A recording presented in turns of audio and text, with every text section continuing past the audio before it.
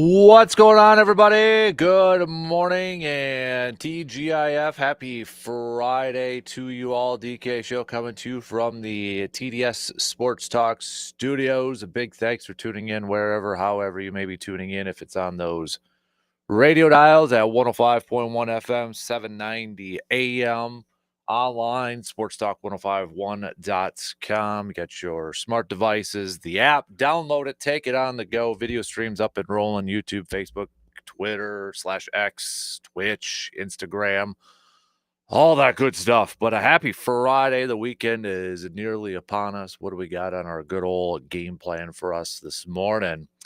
Bucks picking up a win last night, taking down the Nuggets in Milwaukee, 121-112, led by the Greek freak Giannis, 28 points, 19 boards, 19 rebounds, 7 assists. Brook Lopez helping out the cause with 22 points. Every single starter in double-digit scoring last night, and then plus 15 points off the bench for Gary Trent Jr. So Bucks picking up their 33rd win of the season. A nice win, solid win, going up against the Nuggets last night. The Bucks will be back at it tomorrow as they take on the Dallas Mavericks.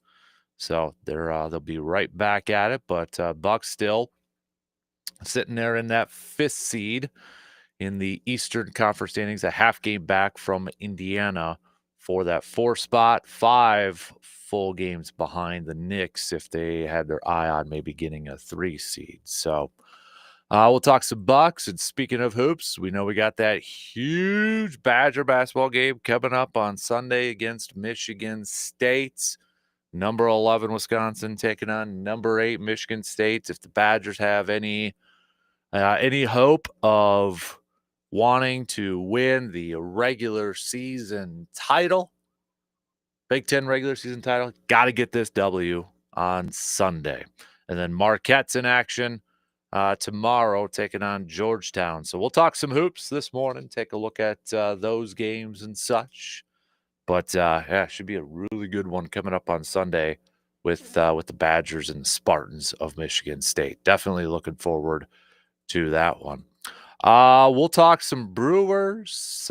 Brewers yesterday picking up a win in spring training against the Royals. So it was 12-5 victory. If you're kind of curious of how it was, but yesterday we got to see Aaron Savale make his debut. Went 1 2/3, giving up a couple hits, 1 earned run. Did walk 3 batters. Aaron Ashby. He also pitched 1 1/3, gave up a couple earned runs, walked a couple, did strike out 3 batters. Jackson Cheerio got another start in center field, collected another hit. He's hitting 400 so far in spring training. Hoskins also getting in another start there too. Kind of, it seemed like maybe a more typical lineup. And in this one, you had Terang playing short. Contreras was DH and Mitchell was playing in right field. You had Joey Ortiz playing third, Hoskins over at first, Frelick at left field. So I mean, this is what you expect in spring training, especially when it comes to your outfield, getting guys reps at different spots, so they can kind of get used to it, showing off that versatility when it comes to the regular season and such. So good to see Cheerio getting another start at center. We know Mitchell and Frelick can pretty much play every spot in the outfield, but getting some extra work in there. So, but we're going to talk some Brewers, especially with our guy, Mr. Brandon Berg, who will be joining us starting in the 7 o'clock hour. So we'll talk to Brandon, all things Brewers, and we got some more games coming up that you will be able to listen to on the radio dial this weekend. So make sure you're paying attention to that. So Brewers chat, lots to catch up on our local sports roundup. Again, Brandon will help us break it down. And we got a big prep hockey game tonight, Memorial Wausau West. That's going to be at Chippewa Falls. Winner moves on to state. I know we got wrestling state individuals going on. We've got playoff hoops. We got gymnastics, postseason play.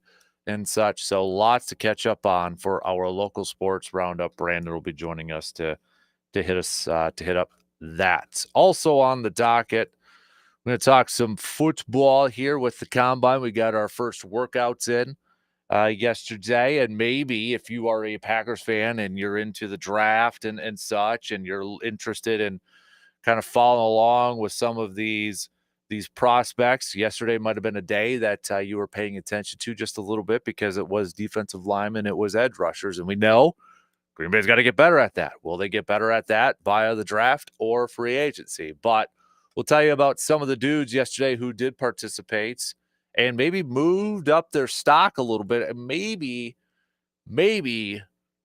could just be some potential targets for the Packers when it comes to the draft. We're taking a look at these defensive ends, these defensive linemen, edge rushers, and such. So, one name who really blew testing out of the waters yesterday, Shamar Stewart.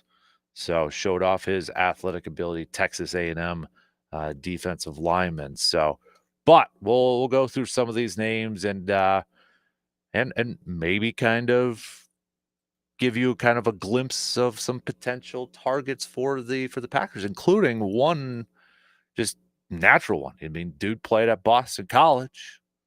Well, Jeff Hafley, head coach at Boston College a couple years ago, and their assistant defensive line coach was at Boston College. Tell you who that is and how he performed at the combine coming up here too. So, also the NFL set the salary cap. They set it at about a little over $279 million. So what does that mean for the Packers? What does that mean in terms of what they have to spend? What's their cap space look like? We'll go through that, and will the Packers actually use any of that extra cap space? And so we'll break it down coming up here in just a little bit too. We'll play a little game time coming at you a little bit later on. Plus, cream of the crop. Make your picks, okay? Give me your picks of cream of the crop. Play along with us. We'll do our picks shortly after 8 o'clock here this morning. But think about it for a little bit and let me know who you would pick for your cream of the crop.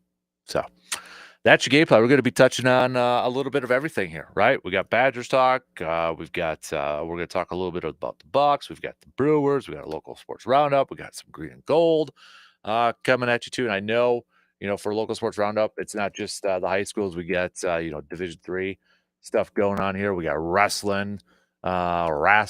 The NCAA Upper Midwest is going on. IWIAC Indoor Championships for track and field, swimming and diving. Softball's going on too. So I mean, there's a lot going on the blue gold side of things as well. So lots to get to. Let's jump right into it. And whatever else is on your mind. All right, what else is on your mind? Hit me up with a text on that Shoe Doctors bullpen line at 715-830-1912, or comment on the various video streams that we got going on over there. Hit me up with an email or shoot me a message on the X/Facebook. So let's get things going here this morning. We'll take our first break and then the leadoff. We'll talk a little football to open it up. That's what draws the conversation. We'll tell you about some names maybe to pay attention to from the defensive linemen, edge rushers, that could potentially be some targets for the green and gold.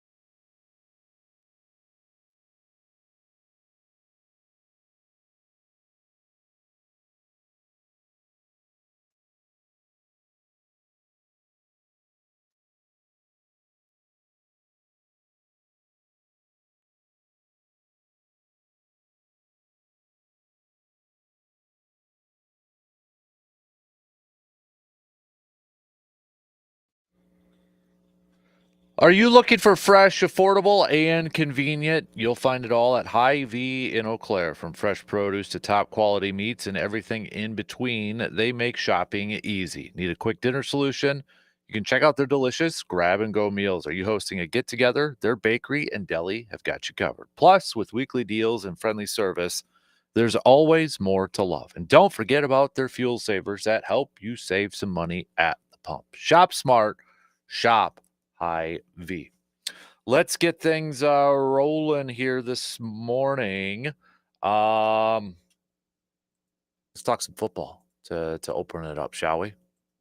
Let's do that. So yesterday we had the combine kickoff with individual drills and such, and maybe a day to where you could, or a day to kind of pay attention to if you're a Packers fan, because it was defensive linemen, it was defensive ends and such. So I think we all would agree that it's probably the one of the biggest positions, if not the biggest position of need for the pack. And yesterday, and again, it's just kind of workouts and such, and it's 40s and it's broad jumps and it's cone drills and et cetera, et cetera, et cetera. But also kind of gave us, maybe for a lot of people, a first glimpse, a first idea of who some of these guys are that could potentially be targets for the Packers. Abdul Carter is probably going to be a top pick, unless that foot injury kind of makes him fall a little bit, but sure seems like he's still going to be a top pick and long gone before the Packers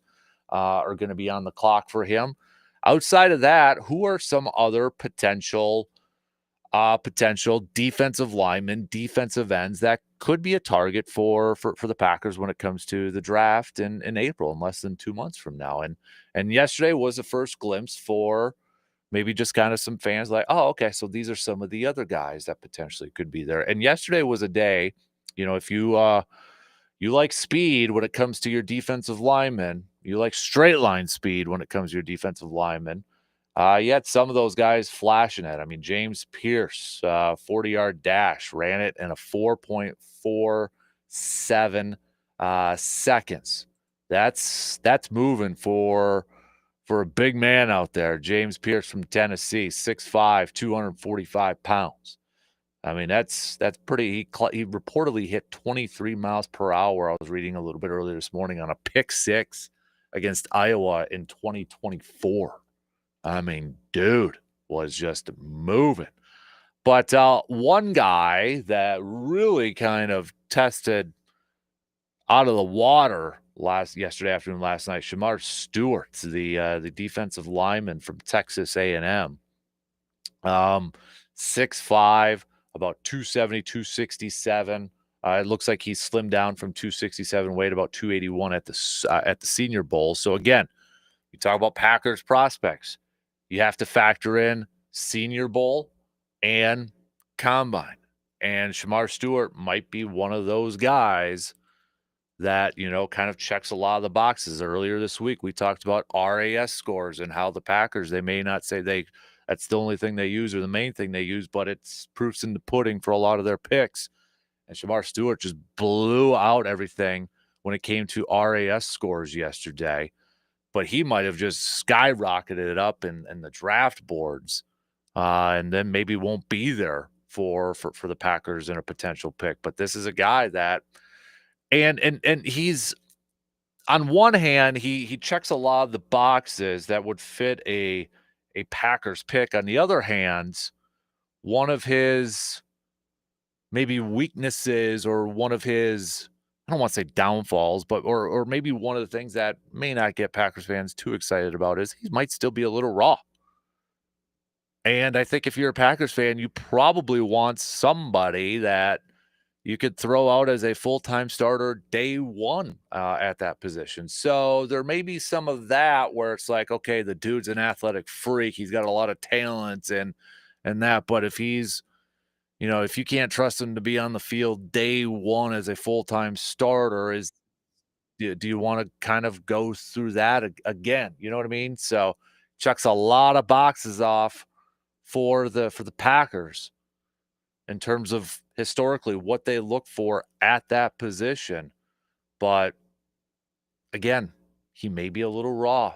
And you look at some of the production that he did in college, it's kind of, it doesn't really like light up the stat sheets, and that's a little puzzle. Like, so it's like, I've seen some people saying, great, workout warrior type of player, but where's the production on the field when it actually matters in some of the games and such. But one name that maybe kind of intriguing, or maybe difficult to project and try to figure out where he's going to go and will he be a fit for Green Bay. And that's Donovan Ezaraku from Boston College. So remember that name. Okay. Donovan Ezaraku from Boston College. There's connections galore here. Jeff Hafley used to be his college coach. His defensive line coach is with the Packers as an assistant defensive line coach. And he had himself a pretty solid day at the combine yesterday too. And maybe moving up a little bit on the draft boards. When you look at what he accomplished in college, I mean, he won the Ted Hendricks Award for the nation's top defensive end. He was a first-team AP All-American, ACC Defensive Player of the Year this past year, first-team All-ACC, ranked second in the FBS with 16 and a half sacks, third with 20 and a half tackles for loss, and he led the team with 3 forced fumbles. Great numbers, right? Fantastic numbers coming from a defensive end or edge rusher. But that's the part that maybe, well, does he fit with Green Bay? He may be a little undersized.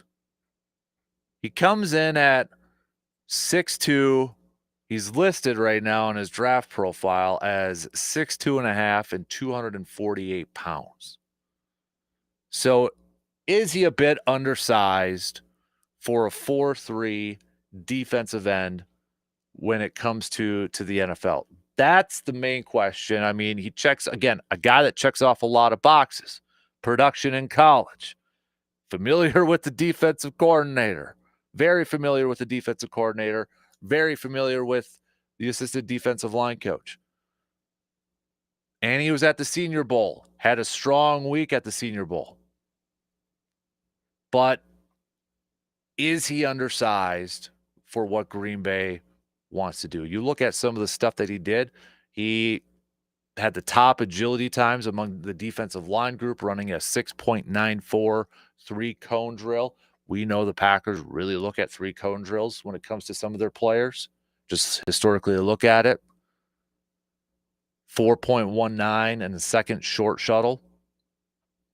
So part of that could be, well, is he a little undersized competing in his defensive line drills? So naturally he may be a little faster than some of these guys.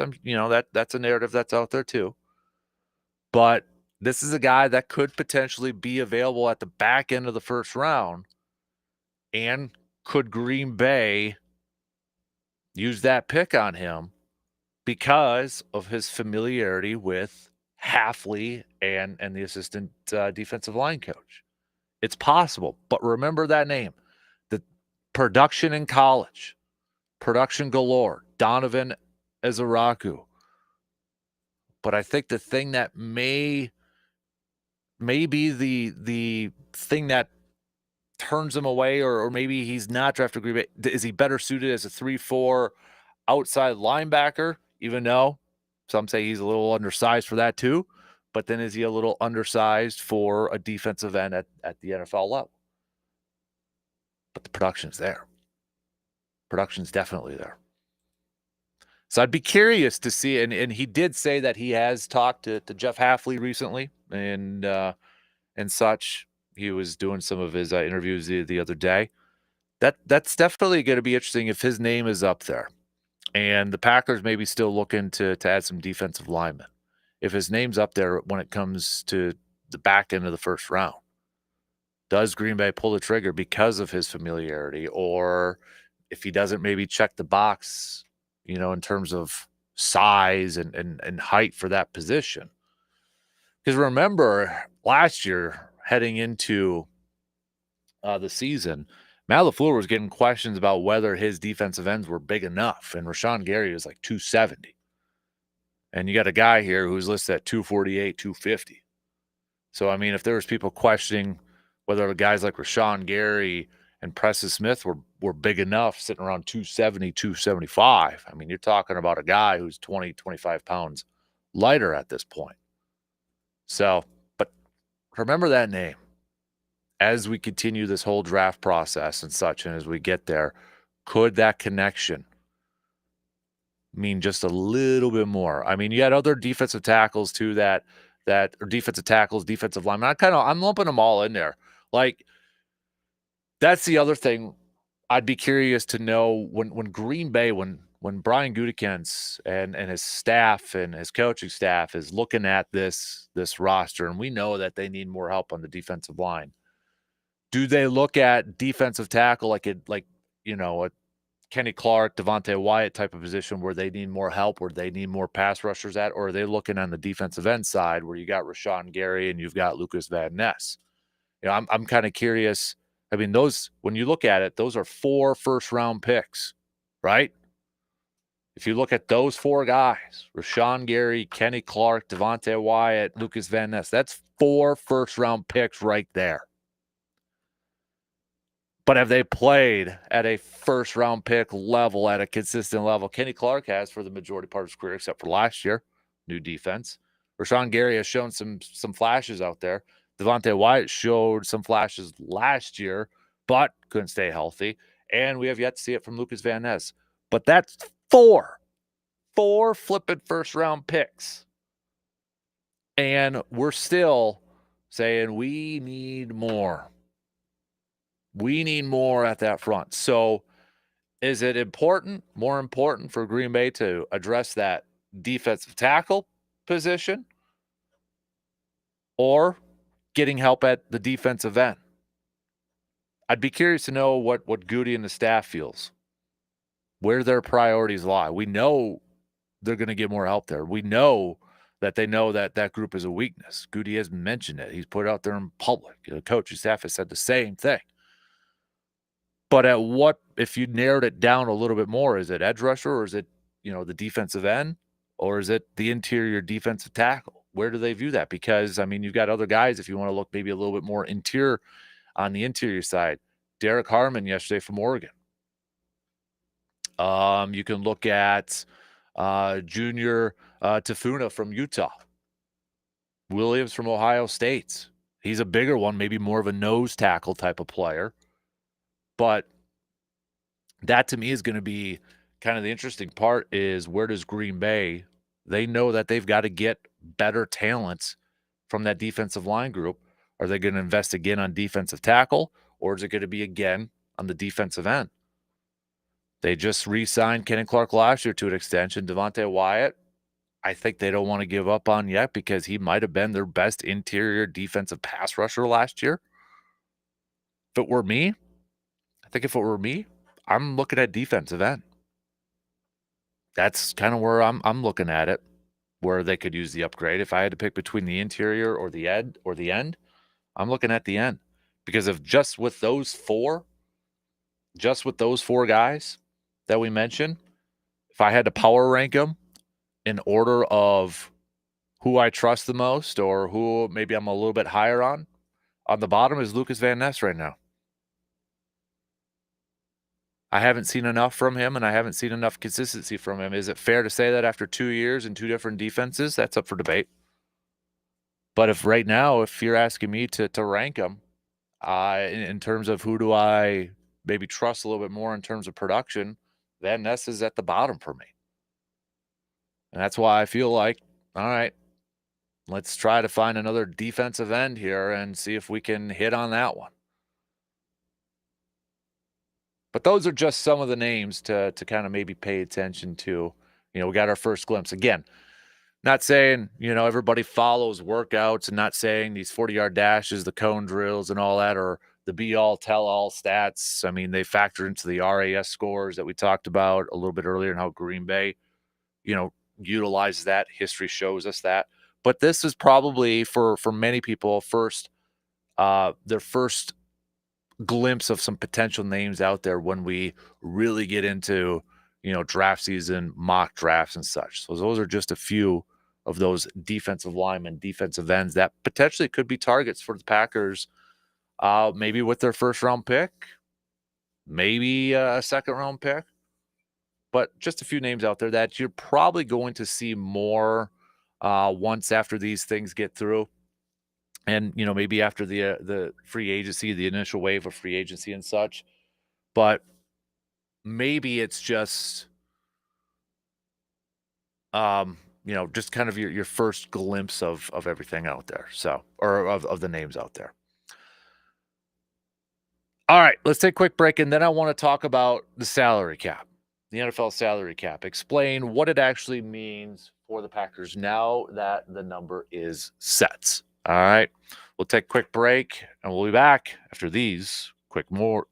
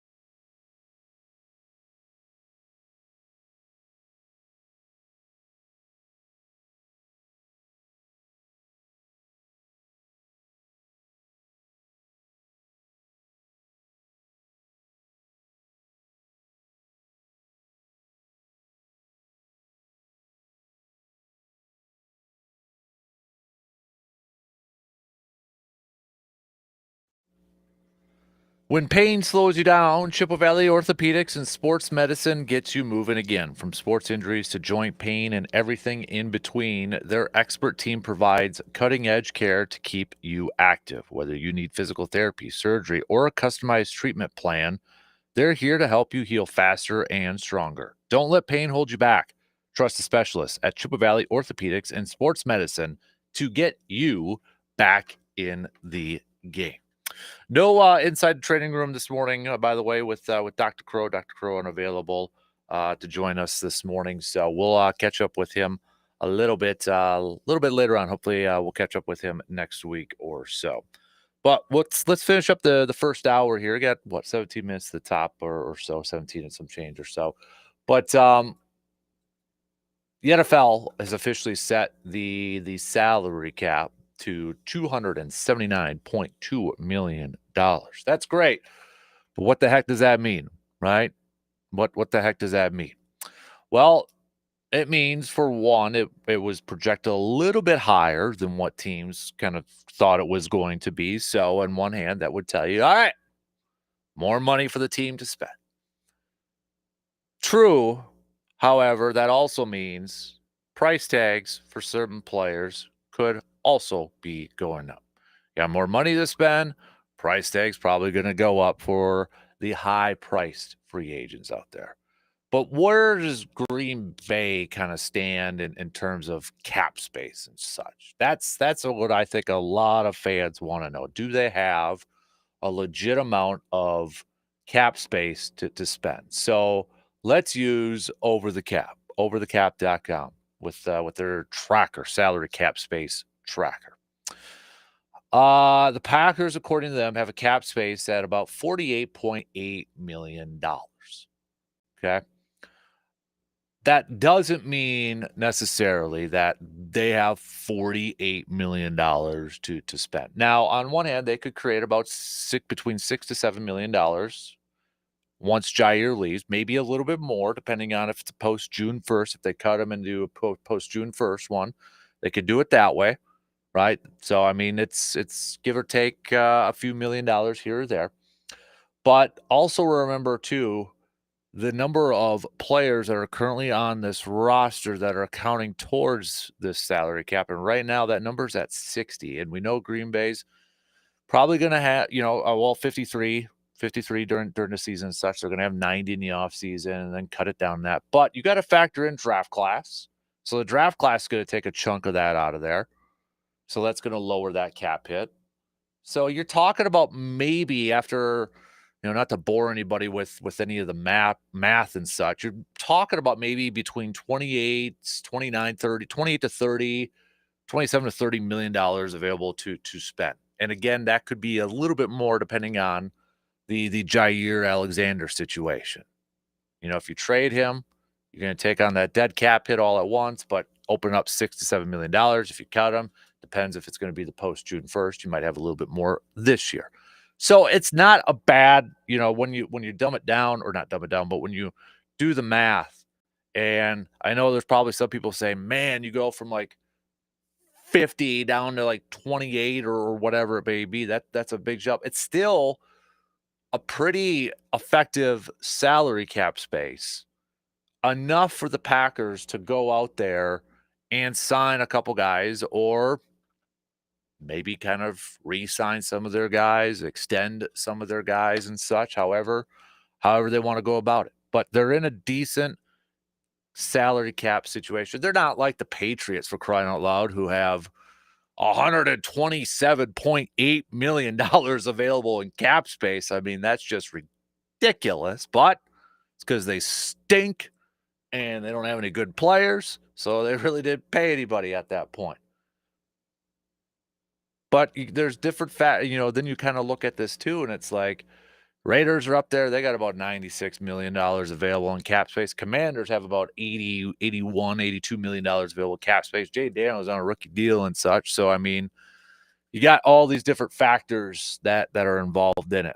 But overall, Packers are in a decent salary cap situation to go out there and sign some guys. But again, even with the salary cap going up, and with Green Bay and other teams maybe having a few $1,000,000 more than what they were projecting, to than what they were projecting to have, that also could mean that these players are going to ask for more. They're not, the agents aren't stupid. Okay.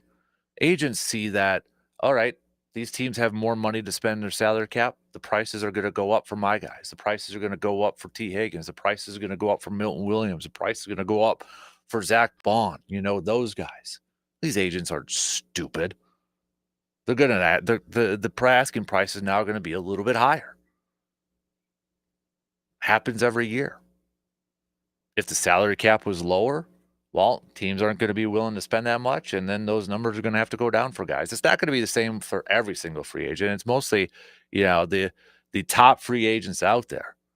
They're smiling when every year that the salary cap goes up because, like, all right, we got more money. Now, for some teams, they'd be like, okay, maybe, you know, they're kind of, maybe for the Bengals, for instance, that want to keep everybody on their roster. I don't know how they're going to be able to keep Jamar Chase and Trey Hendrickson and T. Higgins, but they say they're going to keep them with Joe Burrow. You know, they got a little bit more money that way. But again, it's the negotiation part of it. It's like, okay, got a little bit more money to maybe we could keep all these guys, but their asking price is going to go up too. And assuming that, again, we don't get into another situation like it was a few years ago, the cap is just going to continue to rise and rise and rise and rise. Maybe not as big as it did in certain years. Maybe it'd only be a few $1 million every, you know, one year and jumps up like 12 million the next. But you could probably assume pretty confidently that every year that cap is going to go up. And that's why you see a lot of these teams, they always kind of backload some of those contracts and try to get out of them a little bit because you got the projection of salary caps, you know, continuing to go up and such. So back to the combine here really quick. I want to, because this might be another day too, when you're looking at if you're kind of using the combine, not necessarily to watch these guys in the underwear Olympics and, you know, run their straight line 40-yard dashes and such. I used to back in my youth to be like, okay, yeah, you do that. Now I just like, this is just kind of a refresher and of some of the guys that potentially could be there for Green Bay, potentially, you know, kind of targeting. And don't one tip I'll say out there too, don't really get into like, oh, that player met with my team. That must mean that, you know, they're really interested. These teams are got different strategies. They're meeting with a ton of different players. It's not the be all tell all. There's some that are kind of interesting and such, but it's not the be all tell all. But pay attention now to the corners, to the cornerback group, because obviously defensive line, defensive end, we know Green Bay is going to address that, whether it's free agency or whether it's a draft. I don't want to speak for every Packers fan out there, but just from the sense I've gotten from a lot of our listeners out there, I feel like the majority of Packers fans want to see the Packers address that defensive line position uh, in free agency and maybe address the corner. And that's just kind of the gauge I've gotten from all of you. But today's a day where we're going to see some defensive backs working out this afternoon and tonight. Defensive backs and tight ends. But this could be the group to really pay attention to when it comes to the Packers. Because let's assume, and I think it's a good assumption, Jair's gone. He's not back. And even if they do open up with Carrington Valentine and Keyshawn Nixon as their top two corners and Javon Bullard playing the nickel role, I would assume, and I think it's a safe assumption, they're going to address corner in the draft. So who are those guys? And maybe it's that first round pick, you know, if they maybe address the defensive line and the defensive end in free agency and they don't address corner in free agency, or maybe they do, but it's kind of like a depth one and maybe not necessarily a starter or a long-term starter. History shows that, okay, they may be looking at corner for one of their early picks.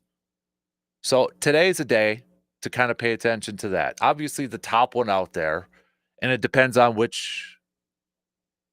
what position you view him at, and it's Travis Hunter. You got teams viewing him as a wideout, you got teams viewing him as a corner. He's been doing kind of both over there. That's the one out there, but he ain't going to be there for Green Bay. We know he ain't going to be there for Green Bay. So who are maybe some of the other guys that potentially could be there for Green Bay? I'll give you a few names. And again, some of these guys are going to get drafted higher. We know they're going to get drafted higher. But you got a Will Johnson from Michigan. Okay? He's probably going to be drafted a little bit higher. We'll see. But he's a big corner, 6'2". You've got Thomas from Florida State, 6'1", about $190. You've got J.D. Barron from Texas, about 5'11", 200. He's kind of a big nickel, but similar size a little bit to Jair in terms of height. You've got a couple other names maybe to kind of pay attention to is Revel Jr. from East Carolina, and then excuse me, Zy Alexander from LSU. Just some of the names, and there's going to be more. There's going to be more of these corners, but those are just a few that, maybe kind of start to keep in the back of your mind if you think Green Bay is going to use a first-round pick on a corner. There's a lot. I mean, there's Amos from Mississippi. I mean, there's Parrish from Kansas State, Morrison from Notre Dame. We got to see some of the interviews yesterday. Some of these corners did their pressers yesterday. And, like Morrison from Notre Dame, I've been seeing that name talked a little bit about as a potential Green Bay target because he's an outside corner. Been seeing, the social media Packers fans out there kind of talking about him as a potential target. But, yesterday was the defensive linemen, defensive ends, kind of getting familiar with those names. Tonight, it'll be defensive backs or corners specifically. So, all right. Coming up next hour, I want to talk some Brewers. We'll talk some Brewers with Mr. Berg. Spring training continues to roll along. I want to talk a little bit about Jackson Cheerio and what we have seen so far from him from spring training. We talked about, him playing different spots in the outfield. He's played center field now a couple times, left field, right field. We've been seeing the Brewers moving around their outfielders and playing at different spots, but Cheerio's back.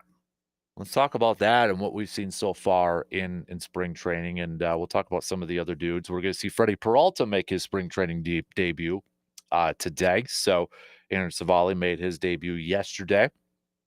Kind of a countdown now in terms of who's got to make a debut yet. Was it yesterday that I think Brandon Woodruff did a live BP to Christian Yelich? So, I mean, those are probably the two biggest names left that Brewers fans are waiting to see make their spring training debuts. And I would imagine Yelich is probably going to get that before Woodruff. Could be completely wrong on that. But, I think it was Adam McCulvey. Yeah, it was Adam McCulvey tweeted out yesterday, Brandon Woodruff versus Christian Yelich in live BP.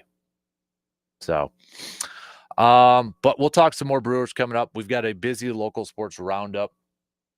Brandon will join us to break that all down. I know we got the big hockey game tonight. Winner will go to State's Memorial, taking on Wausau West.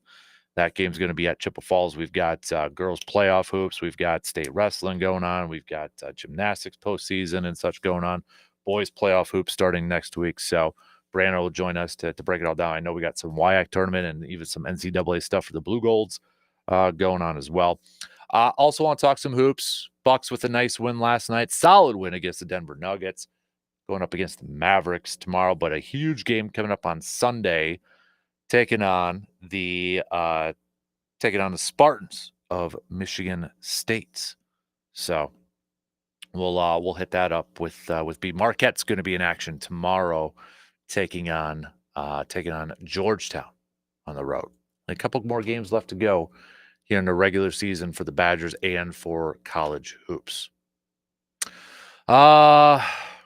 Evan, man, I love combine draft season. My favorite corner would be Barron. He interviewed really well yesterday, and that's from Evan from on our text line. Appreciate the text, Evan. I'm genuinely curious to our listeners, and be truthful, be completely honest. Do you follow along at all with combine stuff? Does that kind of kick off that maybe the draft season for you? If you like love the draft, does this kind of kick it off for you, or are you kind of like, nah, not really? Like, I pay attention to it because to me now it's like getting me really into draft mode and such. But again, it's like what I said earlier. It kind of is like that refresher of some guys that could be like potential targets for Green Bay. And you look at some of these guys. We mentioned a couple of them, like Shamar Stewart's from Texas A&M, or Donovan Ezaraku. Guys who did well at the combine yesterday, but they were also at the Senior Bowl. Kind of checks multiple boxes for the green and gold. But let me know. We'll finish up. Good morning, Morgs. How's it going, Kasper? Good. How are you? Are you in the bracket brain yet? No. Why not? Because it's not out. So, but I mean, like, do you start thinking about it now, even ahead of March? No. You don't let yourself get there quite yet? No. There's too much that could change everything. Too many variables. Mm-hmm. So then are you sinking into more baseball now? For winter sports, did you guys have a hockey team in Medford? We did. Okay. But you didn't play it? No, I don't know how to skate. Would you learn? I would learn, yeah. I've only skated once in my life. And what were the circumstances? Like why? Yeah. Just to try it? No, it was like some sort of like school activity thing. Like we won, so we got to go skating for a day. It seems really difficult. Yeah. Because I was watching some of the, like, Hobbs was packed. I was watching some of the local hockey action. I'm like, geez. Yeah. These kids, because obviously Boyceville doesn't have a hockey team. So it was something that wasn't in my world, but I know it's huge as far as winter sports around this area. Yeah. But the skating portion of it seems a little dicey. Yeah.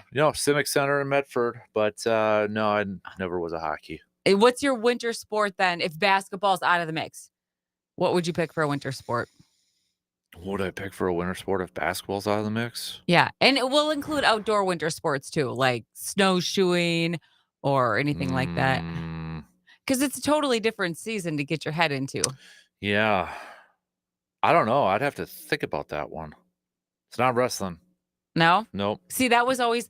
you know how schools kind of go through phases. Like Medford was wrestling. So was Boyceville. Was a big wrestling school when I went to school. And then all the the wrestlers would be running the halls in sweatsuits and spitting all day to try to make weight that night on the mat. Yep. But it was always wrestling. Yep. And now, not so much. Right now, they're kind of in a baseball, football moment, and that kind of thing. Yeah. But it was deep wrestling. Not swimming. Not that either. See, winter sports are tough. It's like, overall. I don't think I could pick one. You have to. That's the game. Hunting. Okay, so would you rather ice fish than regular season fish? No, I'm in open water. So then tell me what the allure of ice fishing is. I think people just like drinking beer in a shanty. It does come down to the social component. You're just trying to keep yourself sane, right? Yep, exactly. It has to do with that. And you don't have to worry about weather. the beer's going to stay cold no matter what. It's not so tricky to carry the cooler out. Right. You don't need a boat. You could already go in the middle, all that stuff. See, but I know some people that would rather ice fish. Oh, I do too. Than regular fish. Yep, I do too. I know people who just go straight up ice fishing, but they never go. And never go drop in water in the summer. Yep. Now, is that purely cultural, or do you think there's an advantage? Like, do the fish taste better?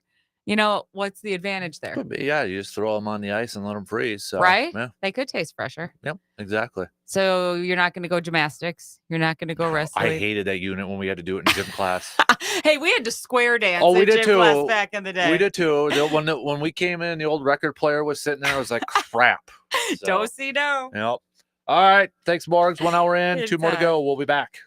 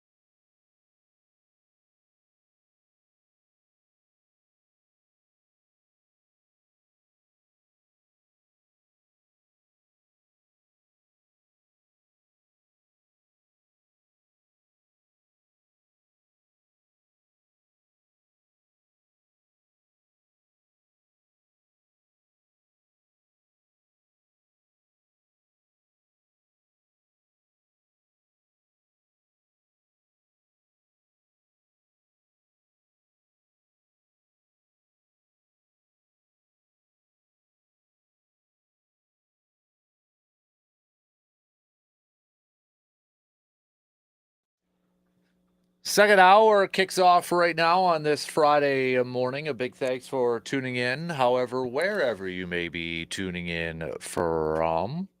No inside the training room this morning, but we got a different doctor, Dr. Brandon, joining us here this morning. A good day, sir. What's my PhD in? I don't know. I was going to try. I can't think of it. My head's a little foggy. Thugonomics? What? Thugonomics? Did you say thugonomics? I did. Jeez. Oh, goodness gracious. Hey, we got a few people. I threw out a question. How much? I was actually surprised. Quite a few, if not, it is a majority, say they do pay attention to the combine. How much do you pay attention to the combine? I'm not watching. Yeah. But, like, obviously you see stuff through social media and stuff. And for the combine, too, the big thing for me is always just the conversations. There's so much groundwork for stuff that's going to come in the next month or two that's laid there. I mean, as much as free agents don't talk to teams beforehand because the tampering period, what happens. Right. And that's a big place where it happens. And obviously there's some, potential trades and stuff out there. And, those teams and those agents are kind of connecting right now out and about in Indianapolis. So hypothetically, hint, hint, wink, wink. Right. What would it take to acquire whoever? Because remember, free agency does start in like less than 2 weeks. Right. It's not next week. It's the following week. So, yeah, like I'm actually surprised. It's quite a few say, yeah, they do follow it. So if you said no, you might be in the weirdo class, the minority. Just kidding. But no, I'm like I use it, and you kind of even text me a little bit too. It's kind of the kickoff for me to get closer to the draft. It is. This is kind of like this week is kind of the week where I've been like, oh yeah, that's like less than 2 months away. Like the balls started to roll here. Yeah. And then obviously with our respective teams, there's certain positions we're looking at. So, just various people I follow on social media, in the Vikings bubble are kind of, oh, this person or this person or this or that. And, that kind of piques the interest a little bit. Yeah, definitely. So, and then it's after free agency, like that first wave is when I really start to get into mock drafts because so much can change if a team addresses. And it does. Like if the Packers spend some money in a couple corners or something, then suddenly, then that might not be a first round, right?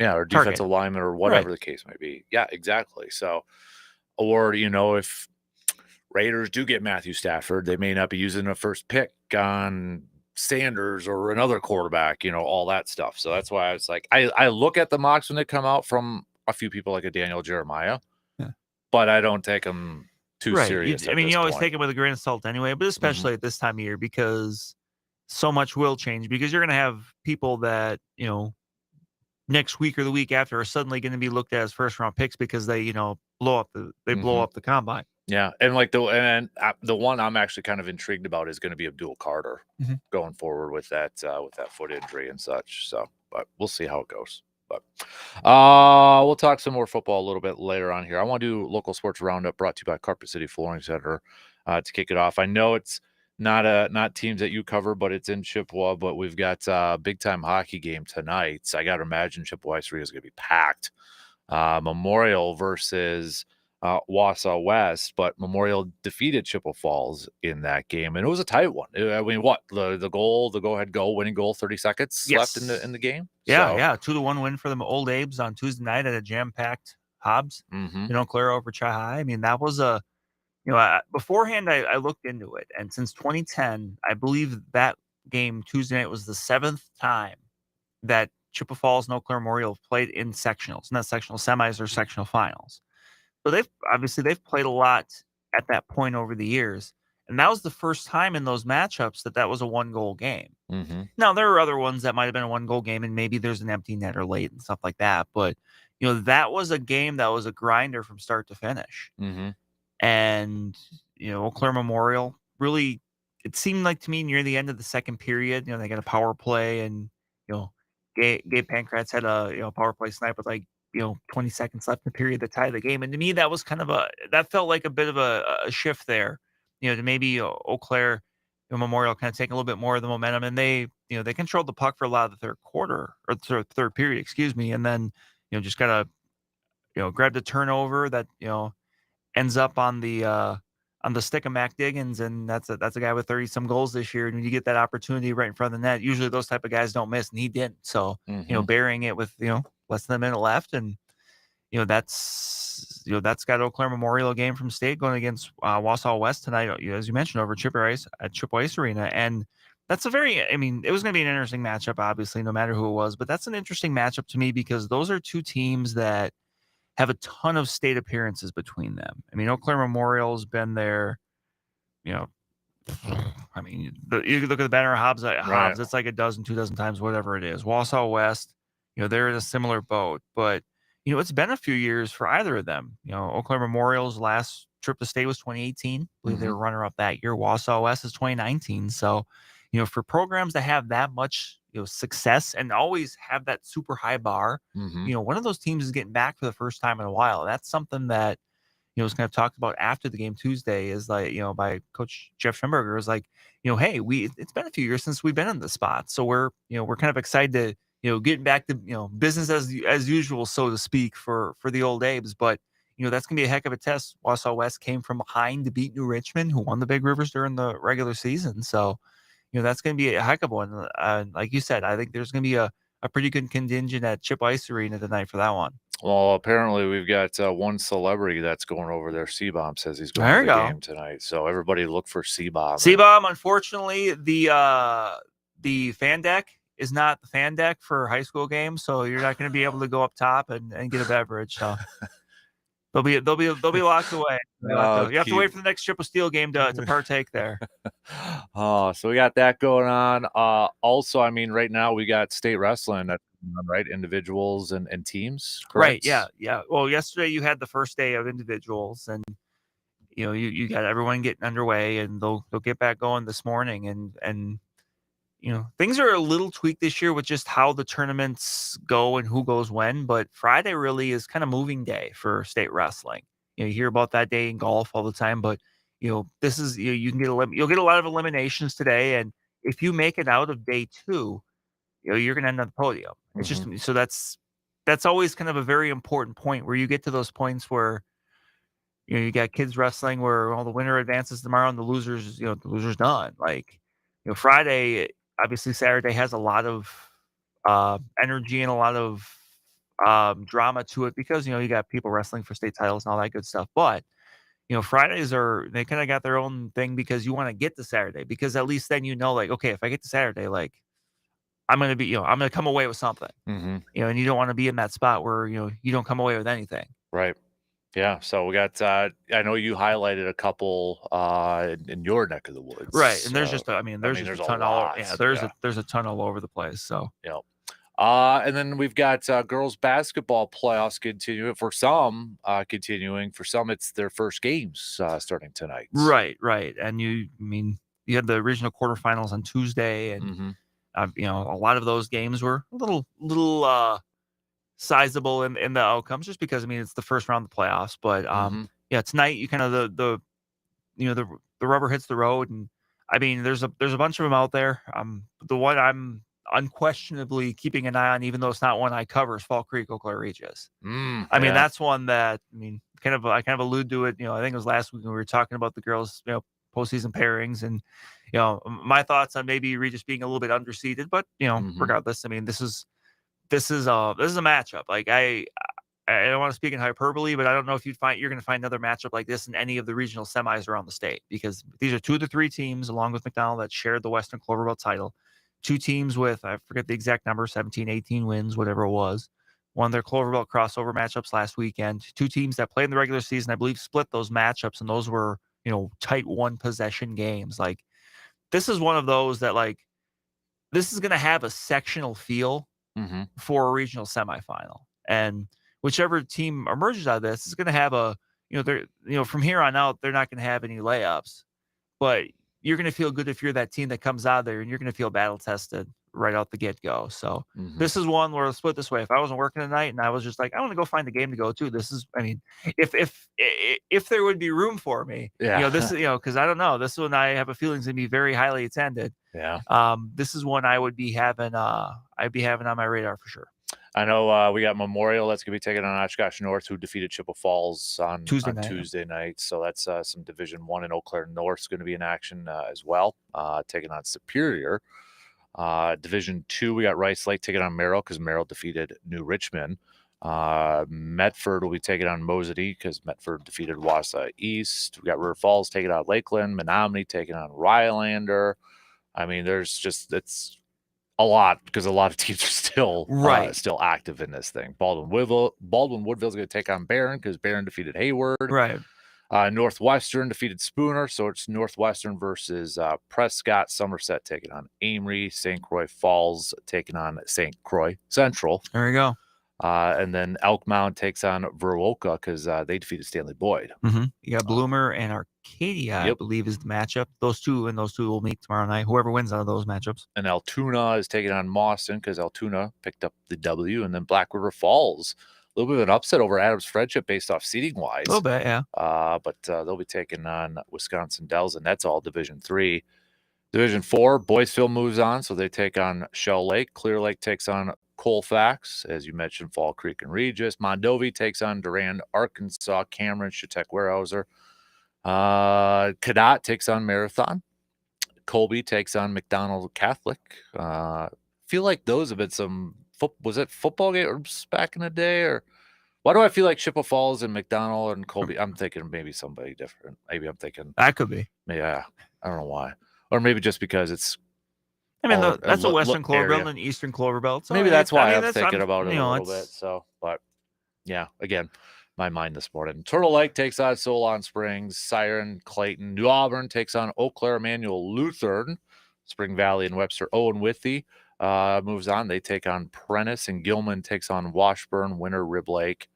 And so that's Division 5 over there. And then I know boys starting next week, right? Correct. Yeah, the pairings came out Sunday. I know you and Justice touched base a little bit about that on Monday. So so that'll start next week. I want to go back to hockey because I forgot to note this though too, but the ECA Stars. I was going to bring that up if you weren't going to. So I want to go back, but they play Black River Falls tomorrow. Right. They play tomorrow afternoon. I believe that's in Somerset, and that's one where. Was that the triple overtime game? That was a 5 overtime game. Or 5 overtime. After they went triple overtime in their opener over Hudson, then Tuesday night they go to 5 OTs to beat Western Wisconsin. I mean, I think that's one where you mentioned Eau Claire Memorial plays tonight. I think that's when ECA is very glad that game's tomorrow because that gives them another rest day because they have played 8 combined overtime games. Even though I think the 5th overtime was relatively short, but still, I mean, that is so much extra hockey on the team, especially when a lot of these teams are.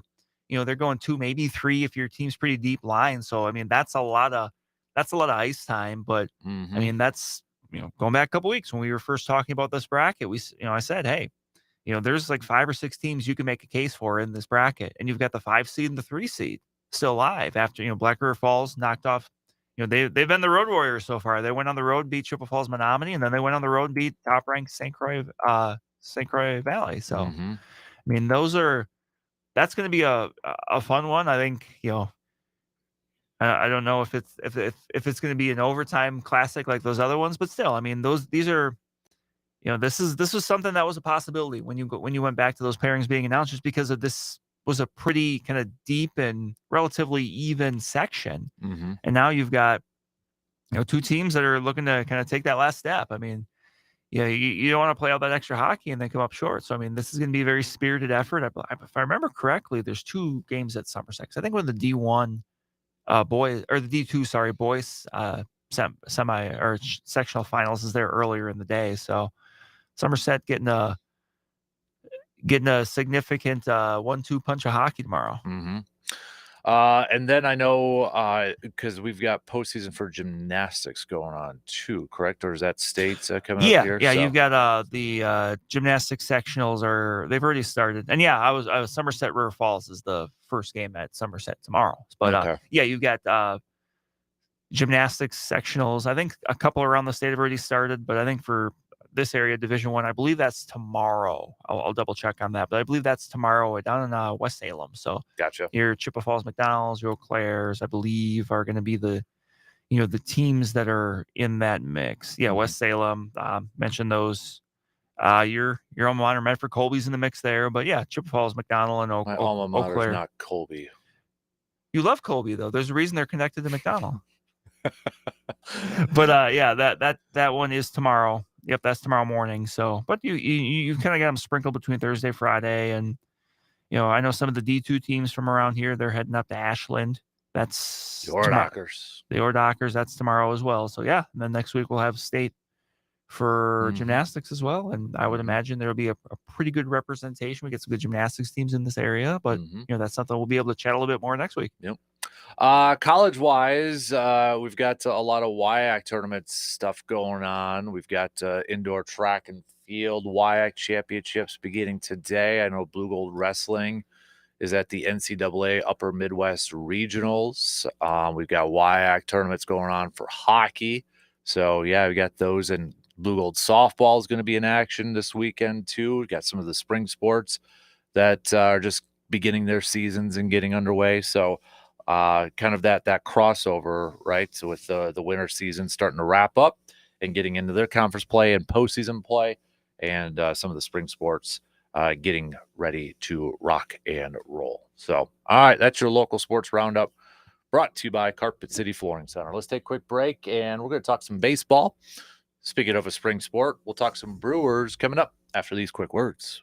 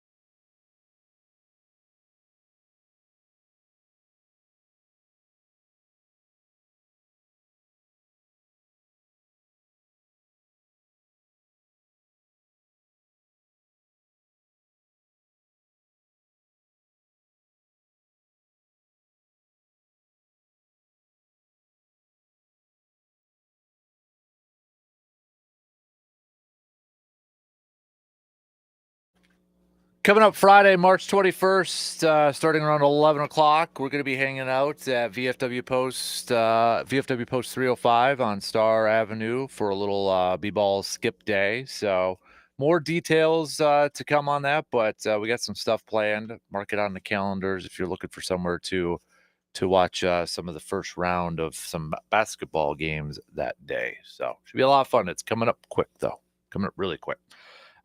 Speaking of coming up really quick too, baseball season, spring training is underway, and it'll be what, 1 week this week?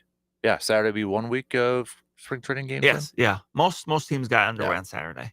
So just kind of some early, glimpses. We'll see Freddie Peralta for the first time today. But I want to go back a couple days ago. We talked about this guy, and probably not going to be on the team this year, but Cooper Pratt seems to be having a pretty solid spring training. He's up to 3 doubles already. I mean, was it the Dodgers game? No, it was the Guardians game where he had a couple doubles in that game too. So I mean, he's kind of performing at a high level. We're seeing Jackson Cheerio even getting some center field action and playing different spots, which it's spring training, so you're able to do that kind of stuff. But I loved Pat Murphy's comment where he said, last year he couldn't catch a fly ball, and putting him. But I mean, this is what you do at spring training, right? Because we've talked about how that outfield rotation is going to work out. Well, you got Mitchell yesterday playing right, Frelick's playing left, Jax is playing center field. So at least maybe you get a better idea of what you could do in the regular season when it comes to that. I think it's more of anything, just kind of, for Pat Murphy, kind of being able to put those, scouting reports, so to speak, in his brain of like, okay, in spring we saw, all these guys could do this, but this one did it better. So, maybe we'll go with this person in this spot over this person. But we know if we need to, if we get in a pinch, that, this guy can do this. So just because you don't really see a lot of, once the season gets underway, like people trying new things. Mm-hmm. Like you kind of want to give them the chance to get their footing under them somewhere. I mean, it was kind of last year, it was, Sal Frelick playing third base. You want to kind of let people get their footing under them and have a little experience. You're not just going to, one June day say, hey, Jackson Cheerio, go play first base or just something like that. Mm-hmm. Yeah. Anything kind of stand out to you in these first few? I know it's really hard and really kind of hard to get a gauge. I mean, we could say, well, Carlos Rodriguez looks the same as last year when he was struggling. We saw Mizorowski go out there, touch 99. His command was kind of off a little bit. The Jacob Mizorowski experience. Yeah. So, I mean, anything else kind of, at first we saw, it looks like Ortiz plays short, but Terang's been getting a couple reps at short. I mean, yeah. I mean, I'm usually that first week is just kind of about, who gets out there and how much. And, hopefully in the next week or two, some more of the veterans or people will get out there and you'll kind of start to see a little bit more consistency in who's out there and maybe where people are playing as it goes to, Terang and Ortiz and, pitching. One of the things I always really enjoy about this, especially the early part of spring training, is seeing some of the younger guys. You mentioned Cooper Pratt, Jesus Mate getting a little bit of a taste of it. He's still 17 years old, so I mean he's not close to the majors, but yeah, you hear so much about some of these prospects, and it's a chance to kind of see them out there on the big league field for a couple innings, and that's fun. So, but not really. I mean, good first week for Vinny Capra. Yeah, had some hits and stuff like that as he's looking to maybe he could make this team out of spring training as like a utility guy, maybe, but we'll see. But otherwise, yeah, it's more about just seeing guys play and just the biggest thing always is just avoiding the injuries if you can. Mm-hmm. Which, I mean, JB is going to be out for a while. His fourth surgery on that lat injury? I mean, goodness gracious. So Mark Canna's back. I mean, I haven't talked to you since that, but Mark Canna's back. Did you like that? I mean, it's a minor league with an invitation, but it is. I do. I mean, I've said on the show before, I'm just I like Mark Canna. I think it's a good veteran presence to bring. With Tyler Black still being out of the lineup, I think that was, and he's a guy that like he can play first base. Like he's played third base in the past, but he's not going to be playing third base here. Like that's just he's played it, but not a lot. And he can play a corner outfield. That's probably not going to be a big need with this team, but he can if you need him to.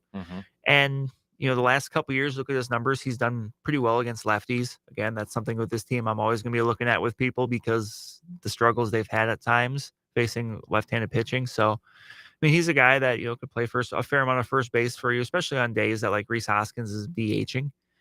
So, yeah, and I mean, there's kind of an old saying that like there's no such thing as a bad, like minor league invite.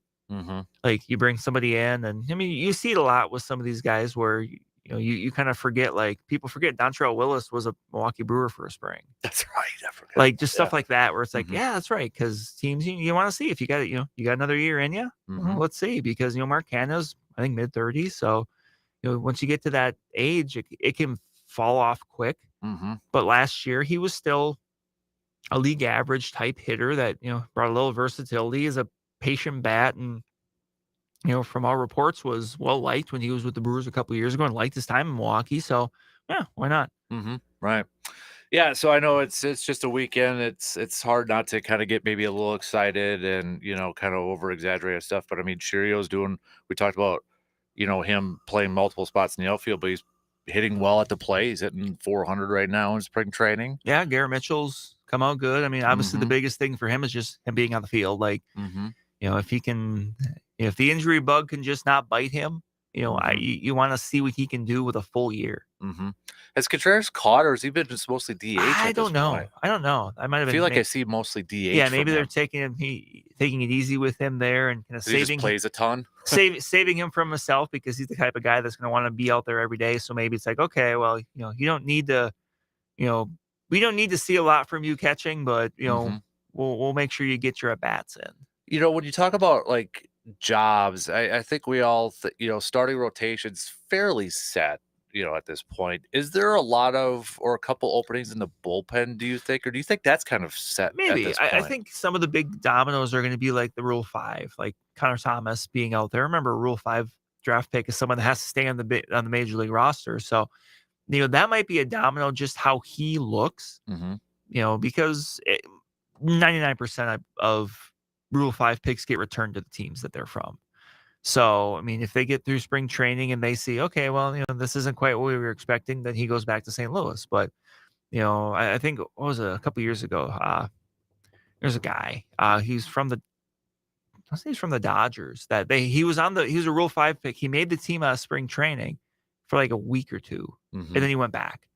So, I mean, it happens. So that's probably a big domino because that's a kind of an earmarked spot for if it doesn't work out there, that could be somebody. So, I mean, I think there's always bullpen spots available. He had a big game yesterday. I mean, I don't know if Jorge Alfaro is someone that might make a run at that backup catcher spot from Eric Haas. It seemed like he was maybe brought in a little bit more in mind for being that other catcher at AAA, maybe someone that can, work a little bit with Jefferson Kiro there, because Alfaro's a veteran. I mean, he's played a lot in the majors, so he's someone that would probably be a good influence there. So I don't even know if it's necessarily there. So I don't even know if there's too much as far as like a wide open competition. I mean, for the most part, I think we kind of go around the diamond or around the pitching staff, and we got a pretty good idea of, who it's going to be. Wei Chung Wang is, by the way, is the most popular Rule 5. He would probably be maybe the most infamous. I always think of Enrique Cruz. That's going back to like 02 or 03. He was a shortstop. And I mean, that was a time when the Brewers much more could afford to kind of use a spot on like a really young guy. But yeah, Wei Chung Wang is the, I think the one a lot of people go to in 2014. Yeah. Partially for the videos that the team did a fantastic job. Wednesdays. Yeah. So Tyler Thornburg had some dance moves in those videos. He did. Remember Tyler Thornburg? That's a name. Hey, and he's coaching in the organization now. For the Brewers? Yeah. No kidding. I think it was just this year but I like Tyler Thornburg for many reasons. One, I remember that time when it was, is he starting, is he relieving? But also the Tyler Thornburg trade brought Travis Shaw to Milwaukee. And obviously he had some good years in Milwaukee. So he did, because I think there was even some people like, oh, they didn't want him traded because he did. Right. Because he was a really because he had started, but then he made the move to a reliever, and he was a really good reliever. And I mean, that was 2015, 2016. So that was really, I mean, that was a time where the Brewers were kind of, rebuilding a little bit. So it made sense to move him. Right. But yeah, bringing in Travis Shaw, who had some really good years in Milwaukee. So, and and Thornburg ran into some issue, I think some arm issues or some elbow issues. So unfortunately, his career kind of didn't go the way it was looking when he left Milwaukee. But yeah, I'm pretty sure he's back with the Brewers, like on their minor league staff or something. Interesting. So yeah, Jim Henderson's already there. So making his way up the, maybe the next Chris Hook. There you go. Over there. But yeah, so we got some more spring training games that you'll be able to check out on the radio dials of 105.1 FM and 790 AM this weekend. So always good to get some Brewers games on the radio. Yes, earlier this month, the Brewers hired Thornburg to be an associate head coach for AA Biloxi. Oh, associate head coach too. Yeah, so he's nice. Yeah, I remember seeing at the start of the month, just kind of mentioned in passing, but yeah. Okay, so not even like the quote unquote consultant. No, he's sort of he's thing. in the mix. Legit. Yeah, he's in the mix. Nice. All right. Okay, let's take a quick break, y'all. We'll talk some hoops to finish up the second hour before we get to a little cream of the crop. That's coming up after these quick words.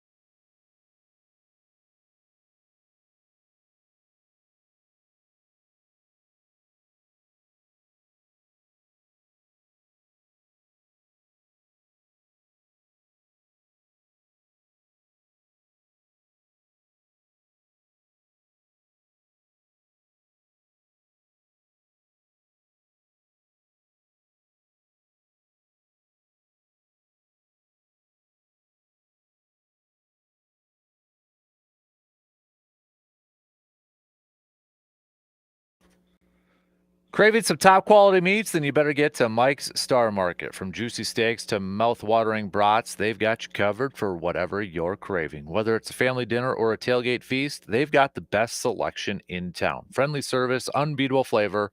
Mike's Star Market is your one-stop shop for everything meat. Swing by today at 2238 Heimstead Road in Eau Claire and taste the difference.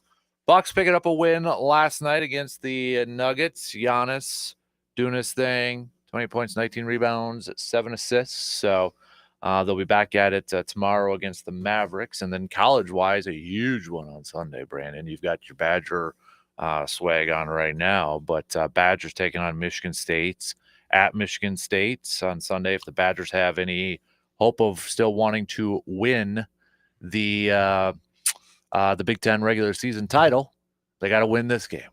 But I'm looking for, like, the thing is like Wisconsin over the last few years, they aren't intimidated going over to Michigan State.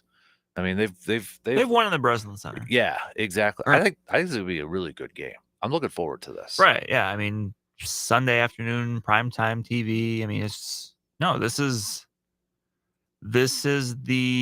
what you're looking for. Mm-hmm. Like, this is what you do it for. This is why you want to be in that spot. Like, to have an opportunity where you're playing these last few games and there's a lot on the line. Right. And I mean, we only got 3 more of these to go before we're in the conference tournaments. Yeah. Obviously for them still looking at, you mentioned the title, but also a top 4 spot. You want to get the double bye. Right.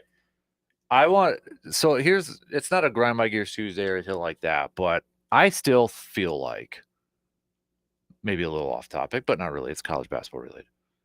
I still feel like the automatic berth should be given to the regular season champion.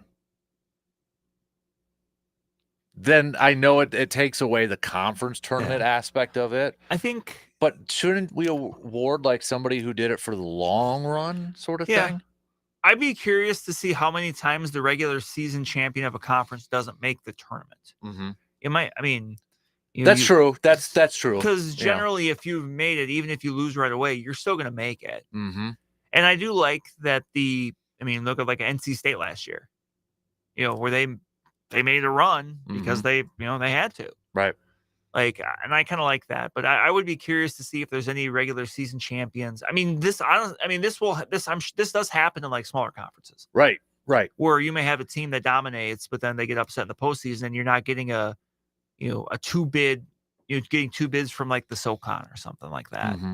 Right. So, it does happen, but you're right. The bigger ones, you're right. I mean, the SEC regular season champ, if they don't win the conference one's probably going to get in. Same for the Big Ten, that. So yeah, you make a good point. And then there. The Ivy League, they're the only ones that still do just the regular season champ, like gets the automatic berth, right? They don't have a conference tournament. Right. Yeah, because they always have that gap between they play when they get to the tournaments and play. So yeah, you're right. That's a good point. That's a good point. Chalk went up for you. I think we're going to do the bottle cap. Somebody asked if we were going to do the bottle cap challenge because you could pre-sign up for the bracket challenge right now on our website. Oh. But did you ever do the bottle cap challenge with us? I don't know if with you. I don't know. I think I'm familiar with what it is. Remember back in the day when you buy like a Mountain Dew or something? And you would have a team on the bottom. Yeah. The good old days. Yeah. So basically we're gonna do that. Where we're gonna try to get a full field, and then everyone gets a team. And so like the last couple of years, I've had to double it up, so everybody gets 2. Yeah. Okay. But if we get 68, everybody gets. Yeah. Okay. It's randomized sort of thing. Yeah. And if we only get like half, I did it so we're like one person would get a top 32, and another person would get your 2 picks would be either a top 30 would be a top 32 and then a bottom 32. Try to make it even that way. So, but yeah, if we get enough interest in it, usually we do every year, but I'd like to get it so it's just one team per, that sort of thing. But gosh, I remember that. Oh yeah. Yeah, buy soda. Good stuff was in the 90s and early 2000s, man. Mm-hmm. That was the good stuff. I mean, the best was like if you'd buy one and then you get buy one, get one, or just turn in the cap for a free one. Those were like working at a gas station, we'd have like a bag full behind of everybody just turning that stuff in. It's just using snuff cans for grubs and ice fishing and all that. Those were the good days, man. You're asking people to donate their old snuff cans, and Then we'd have to be back there in a little cardboard box and a big container of sawdust with grubs and counting out 36 of them and putting them into snuff cans. Man, kids don't know That's what it where was you like. learn to grind, right? Yes, kids don't know what it was like back then. Counting little grubs one by one, making sure there was 36. Worst was scooping out minnows. I was horrible at gauging. You can catch them? No, I could catch them, but I was horrible at gauging what was a dozen. So I usually went way over, and that's why everybody wanted me to scoop out their minnows. You gave them good value. Yeah. Oh, yeah, I did. That's how you get repeat business. See? Exactly. All right. Yep. Worst part is cleaning a minnow tank. Yuck. And somehow I got tabbed for doing that, too. You're the minnow guy. Well, there was a car wash behind. It was a hand car wash one, so we had like the power washers that way and cleaning it out that way. Good times back then. So, we got to have some conference tournament starting fairly early though for college basketball, right? Fairly soon. Because some of them, I know we've got some that are already crowned regular season champs. I've been seeing that kind of coming through and such. So, but when we look at where the rankings are for college basketball, do you feel like there's like this one team that is just by far and superior, like UConn maybe the last couple of years, where it's like, you take UConn over the field, but Auburn's been consistently up there. Duke's hovered around in the top 5, top 10. Houston with their defense and such is up there. Florida's in the mix. Tennessee's in there. Alabama, St. John's, and Rick Pitino. I mean, honestly, if I picked a coach of the year, say Rick Pitino might be a part of that equation. I mean, I saw somebody say, I don't know if I would agree with it, but I saw somebody make the point that they believe Rick Pitino is the best college basketball coach of all time because of all the different programs he's gone to, and they instantly become top tier programs. I mean, I get that. Yeah, I mean, I obviously there's other that. people we could bring up for that conversation, but yeah, that's an interesting argument for it because you look at your Dean Smith or your Bobby Knight or whoever, Coach K, whoever, but for the most part they're synonymous with one program. Mm-hmm. And like Bobby Knight went and coached at Texas Tech, obviously at the end, but like right, they're all those people I mentioned are synonymous with continued excellence in one spot. Right. Yeah, they were the program, right? I mean, so that is an interesting. It's an interesting argument. Way to, if you put it that way. Okay, let's say if you had to pick between Coach K and Rick Pitino to lead your college program, who would you pick? You got championships with Coach K. Yeah.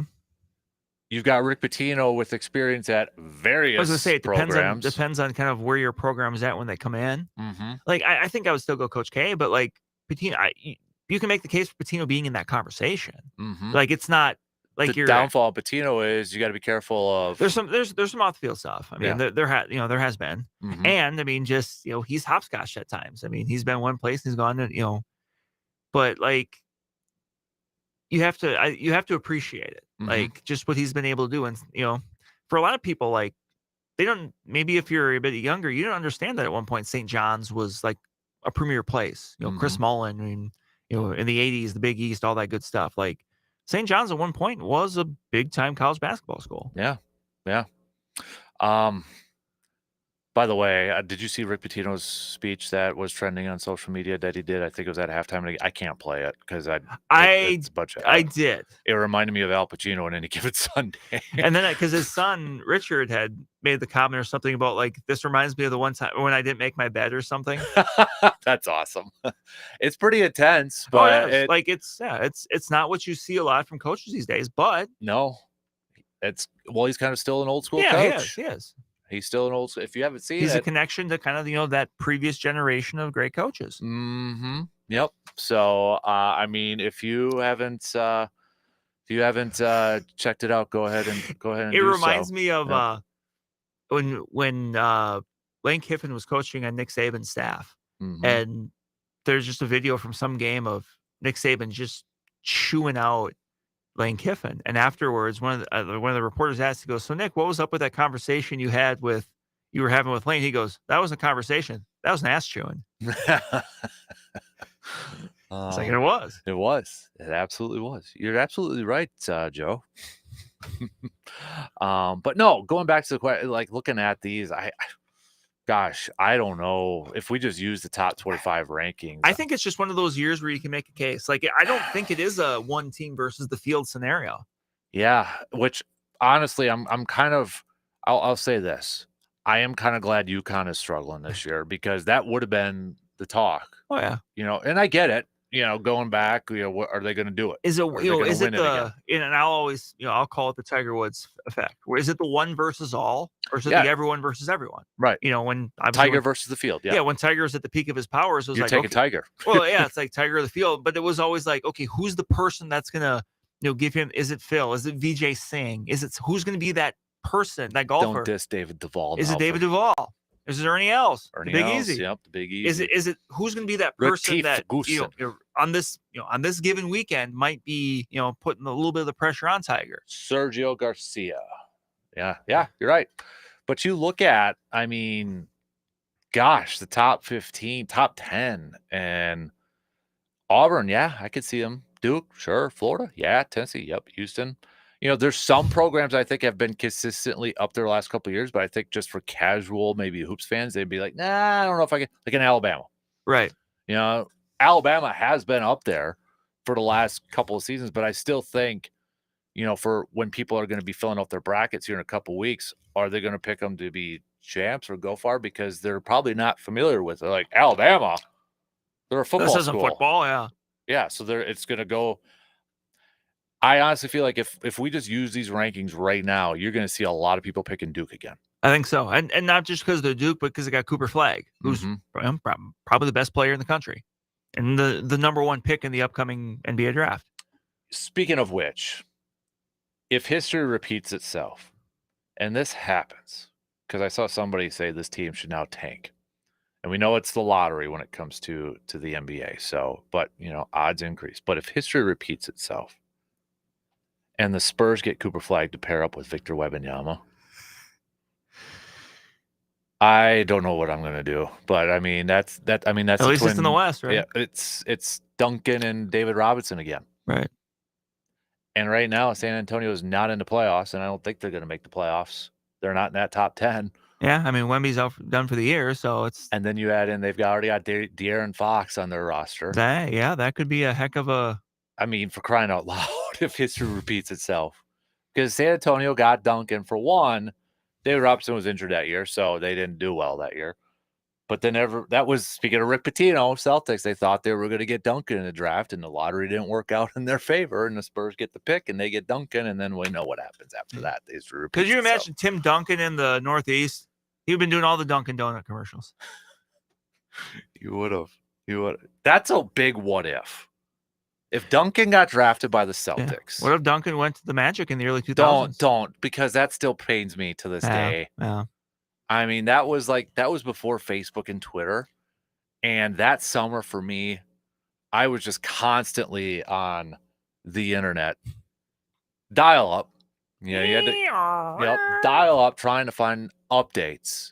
And seeing, Duncan and Orlando, and they tried to pull all the stops, and I thought we were going to get them. We didn't, and then years later, come to find out it was because of Doc. You heard that story, Doc Rivers? I think so. Was it Duncan's girlfriend or wife at the time asked if family could fly with the team, and Doc said no. And then that was like the deciding factor. I'm like, what? Come on, Doc. Someone should ask Doc, now, hey, do you think family can fly with the team? Yeah. But I remember that, oh gosh, I was buying all the Slam magazines because it was Grant Hill and Trace McGrady were in Orlando. Oh, yeah? It was it was going to be like the first big three, right? Yeah. It was going to be the first big three. But man, what if Duncan would have got drafted by the Celtics? Rick Pitino's career would be different, I would imagine.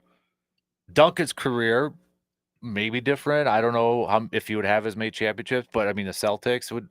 Just the what if career path there. Pitino probably doesn't go to Louisville.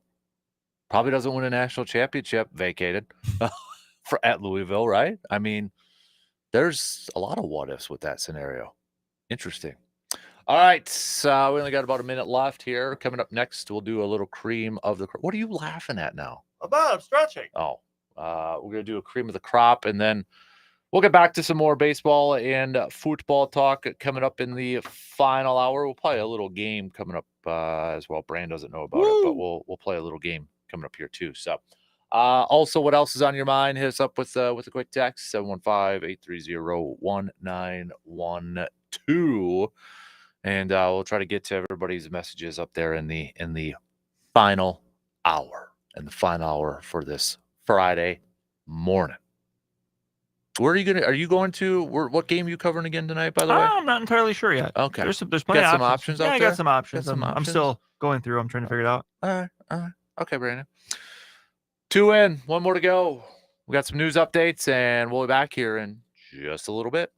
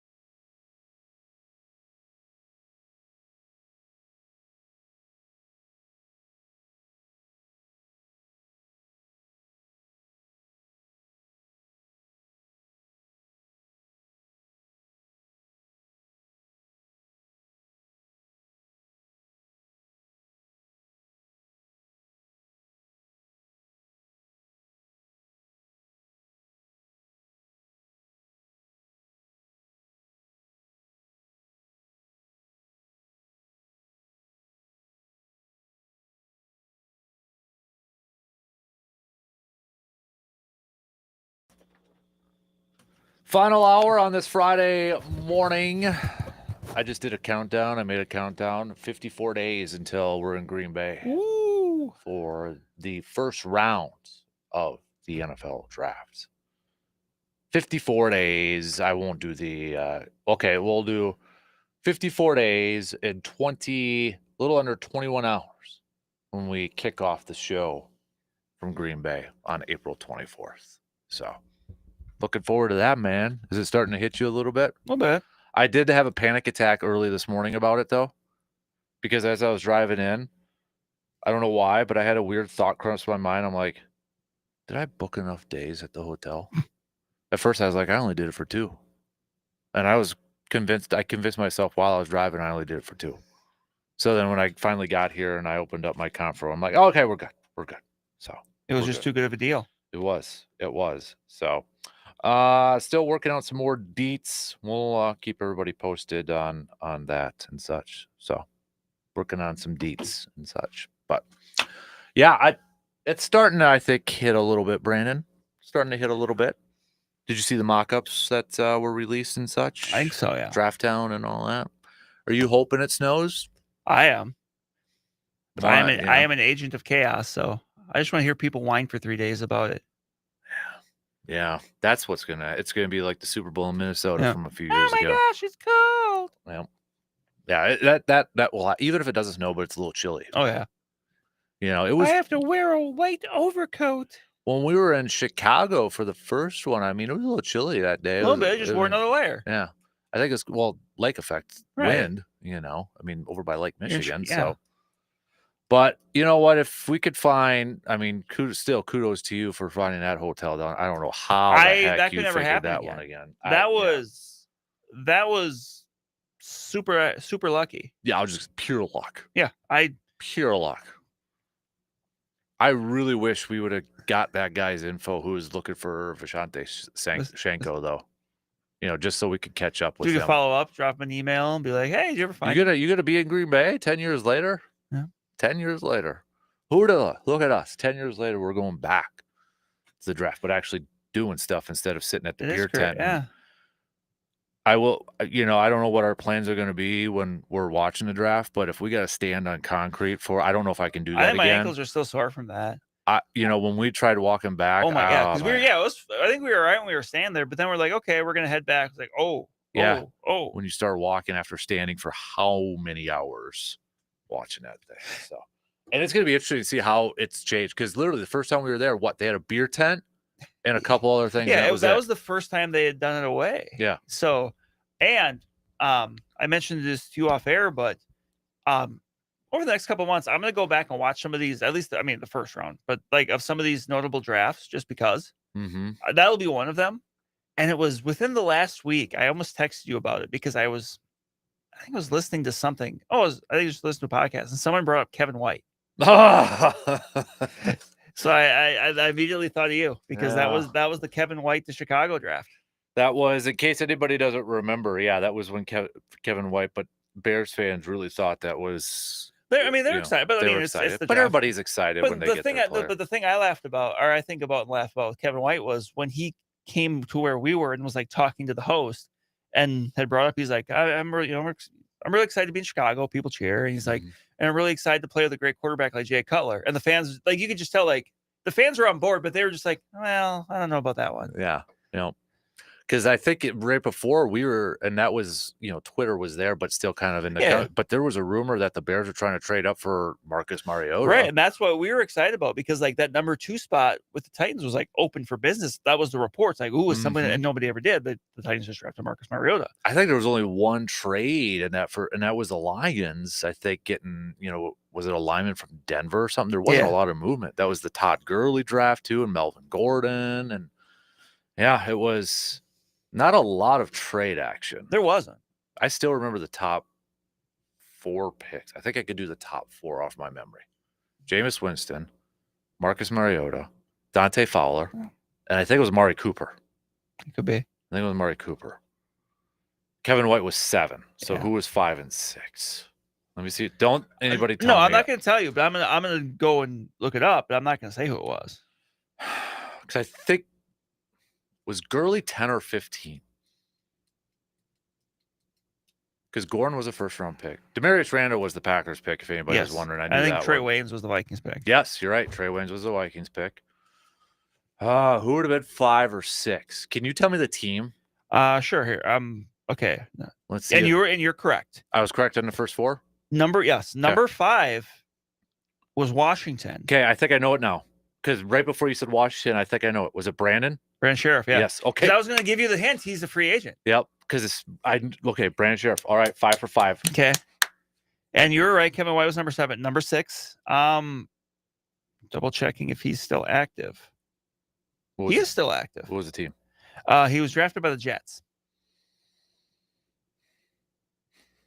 Drafted by the Jets. And he's still active? According to his Wikipedia page, it says present, so he is still. And yeah, I guess he is. Man. This one's tougher. Like it's got to be tougher. But if he's still active, but he's a solid player. Like he's 2-time Pro Bowler. Actually, he's a Pro Bowler this past year. Oh boy! Wow, now I didn't know that. I didn't know that. No. Defense or offense? Defense. Okay, I thought this could be defense. So this would have been 2015. Was Adam Gase the coach? That I don't know. Because I think Rex Ryan was gone by then. Defense. Head coach was Todd Bowles. Oh, okay. Okay. But yeah, Jets defensive player. It wasn't Quinnen Williams, was it? No. Okay. No. Not okay. I don't know. I'm gonna hit myself now, ain't I? You are, because it was Leonard Williams. Gah! Oh, Leonard. Yeah, okay. Son of a gun. Yeah. Hey, I'll take my 5 by memory from 10 years ago. That's better than I would have done. Dang. Okay. And then Kevin White was 7. Or we didn't do Kevin White was 7. 8 was Atlanta. 8 was Atlanta. Hot Atlanta. Yep. Boy. He is not still active. He did make a Pro Bowl though. I feel like, was it an offensive player? Defense. Oh, jeez. I feel like this is an edge rusher. It is an edge rusher? Mm-hmm. Okay. He made a Pro Bowler. Oh, no. It's not Leonard Floyd. No. Who is it? Vic Beasley. Oh, Vic, of course. Clemson, right? Yes. So was Gurley 10? He was 10. Son of a gun. Okay. Then what team was 9? Giants. I have no idea on that one. I'm not. This one is, I think this is kind of notable that this one really didn't work. Eric Flowers. Oh, yeah. Okay. So was Gordon like 12? Gordon was 11, 15. 15. So it was 15. Like, Yep. Okay. All right. Now it's the Chargers. So, yeah. Otherwise, I mean, yeah. that was not a very good draft when you look at first rounders, right? But, and I'm sure you care deeply about this, the 2015 draft was a great draft for the Vikings. Because in the same draft, they got Eric Kendricks, Neil Hunter, and Stephon Diggs. Yeah, it would be a good one. Because I think, for Packers, a lot of them wanted Eric Kendricks in the first round, get a linebacker, and it's Demarius Randall. And I remember that, and there was a good chunk of Packers fans there by the time that pick, and they're like, huh? Who? What are you looking at now? Not much. But actually, I gotta take it back. I gotta double check on this because I think I might be wrong. Oh no. No, maybe I'm not. That was a pretty solid draft. It was for Rick over there. Yeah. Okay. I skipped over, but yeah, Diggs was picked in the 5th round. I was scrolling and I think I just scrolled over it. But yeah. Okay. Yeah, that was a pretty solid draft for Rick. In 20, very hit or miss with Rick over the years, but that was one of the good ones. Mm-hmm. Yeah. Trey Wayne's kind of Yeah, like up he was. In the air. I mean, he was fine. Awful, he went because then he got a good chunk of money to go to Cincinnati, and then it just kind of fizzled out for him. Mm-hmm. I think injuries were part of that. Yep. So yeah, but that is that was. Ooh, and now I'm looking at some pictures. Looking at pictures of Draft Town and Grant Park. Yep. Fun fact, Grant Park, which this is literally where we were. Mm-hmm. Now, Grant Park, because like that's part of where they do the NASCAR road race in Chicago. Really? I believe it's Grant Park. Like they do it on the streets and stuff, but I believe. Wow. I'll have to double check. Interesting. Yeah, I don't know what the highlight was for me for that. Was it that going downstairs to a downstairs bar that was a little fancy? And, you know, I'm wearing a Packer hat. You've got your Vikings hat. We sit next to a Lions fan. It's like a ritzy bar. Yeah, it was. Because you couldn't find one down there. No. Walking around trying to find a beer. And it was just, that's a joke being made right there. Yeah, in walking to a Chicago, bar. downtown Chicago and such. Or didn't we run into some NFL people in the elevator and such? I think we did. And we were cool. We were cool. Yeah. Keep it cool. You did the Tebow in front of a Tebow. I do. I got a picture of that. Yeah. And my Kyle Rudolph shirt. Is that what you wore? I had a Kyle Rudolph. We still got to come up with the bingo card for this. Yeah, we will. We will. We got time, but we got 54 days here to come up with a bingo card. So is it going to, well, and we'll figure out what it is, but like, because I feel like we could pass them out, but at the same time, I think you and I need to go against each other for it. Mm-hmm. And like, we need to have something on the line. Mm-hmm. Should we give it to some? I know we got listeners going. Should we make it available online for people to do, and maybe we can give away something if they go? Yeah. And yeah, you and I, even though we're probably going to be together the whole time, we're going to have the same bingo card. No, I almost feel like we should have a different one, because there's gotta be a website where you can just like make your own bingo cards and like it can just randomize. Because if we just did like, maybe we'll have one for a listener, one for you, one for me, so 3 different ones. Yeah, do it that way. Yeah, I ain't making hundreds. Oh gosh, no, I ain't doing that. By the way, notable undrafted free agent that year, the Packers. Okay, don't tell me. Legend. Legend. Absolute legend. Okay, this is sarcasm now, right? Yeah. It's not the guy I just mentioned the other day. No, this person has not been mentioned. Okay. Legend? Like sarcasm. For 2015? 2015. He was a legit top player at his position for the team for a period of time.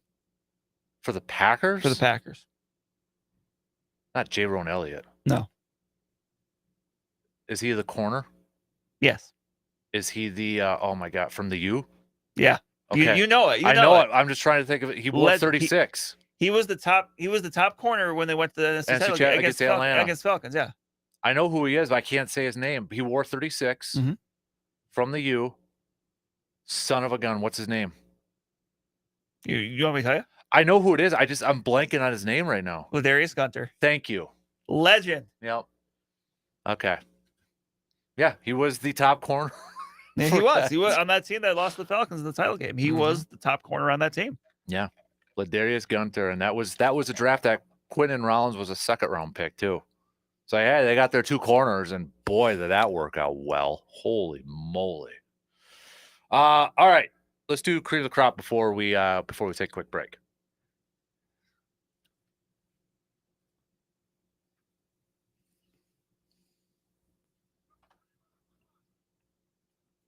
All right. Honor goes to you, sir. Who is your cream of the crop? First, I got to say this quickly. Another undrafted free agent was another legend, Jake Kumro.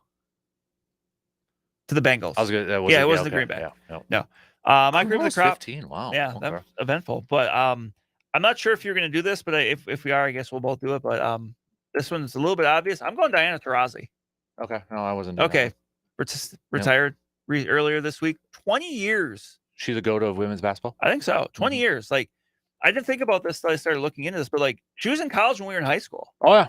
Like, oh yeah. She's trying to tell you something. Yeah, she's 42, but like, seeing like she was in college, like, because obviously UConn, like premier programs, like, yeah. But then like looking at her, I mean, you do it like looking at her resume, like, I mean, I can go over it if you want me to, but like, won 3 WNBA titles, like, multi-time All-Star thing. I didn't really, I guess, realize until I looked at it and saw it laid out. 6-time Olympic gold medalist. Yeah.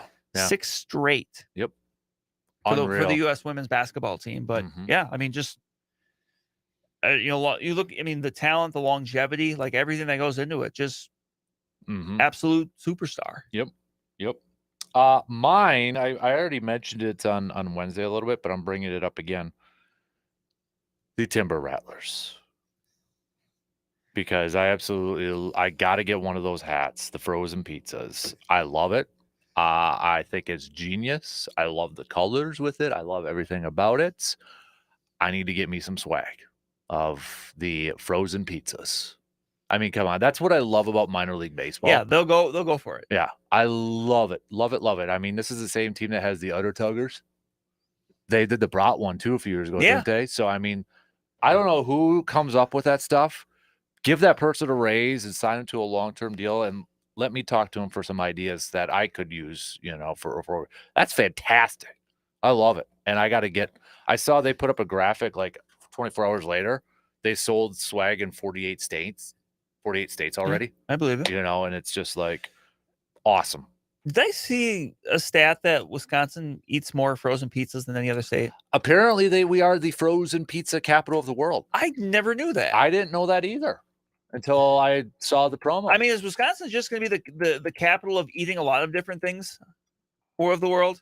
I'm fine with that. Yeah, I mean, I'm like that. I don't know if it was in the commercial or was where it was, but I had seen that. I'm like, huh. Guess Yeah. I've never thought of that. Apparently, okay. Oh, that's just regular pizza capital world. But yeah, when I type it in, it says Wisconsin.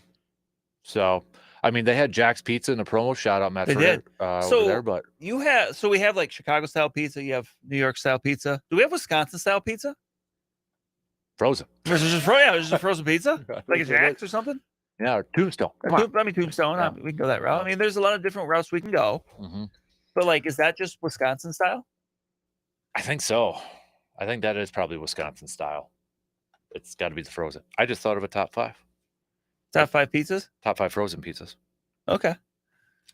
Because there's some good ones. There is. There's some good ones. I do like how you had to like go and you got this little book and I had to write it down. I'm gonna forget it otherwise. I mean, I'm the type of person when I think of something like that, I just got like a note, a big notes thing in my phone that I'm just like, okay, random idea. I got too many in there and I'll lose it in my. You just got too many good ideas. I do. I'm old school. I like to write. on there. So yeah. But the mascot rightfully got called out though. Put the cardboard in the pizza maker. Oh no. Yeah. Could tell that person didn't know how to do it.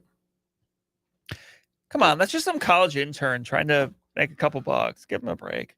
You probably got some free pizzas over there. That's like, hey, that's your weight in gold. Like, you know how many frozen pizzas did you sustain yourself on while you're Oh God. I mean, Tombstone. So like in Medford, I don't know but like, if there was a mix up, like one pepperoni was on a non-pepperoni one, you can't sell that. So they'd have like, hey, sell these for cheap. It's like, load it up. It was awesome. No better feeling than coming home from an evening out with friends. Mm-hmm. Like 2 in the morning, 2:30 in the morning. I'm gonna throw a pizza in. Yep. Oh God, yeah. Gosh, yeah. Love it. All right, that's your cream of the crop here this morning. We'll take a quick break, and we'll talk some more nonsense. We'll see where the convo leads us. We'll be back in just a couple minutes.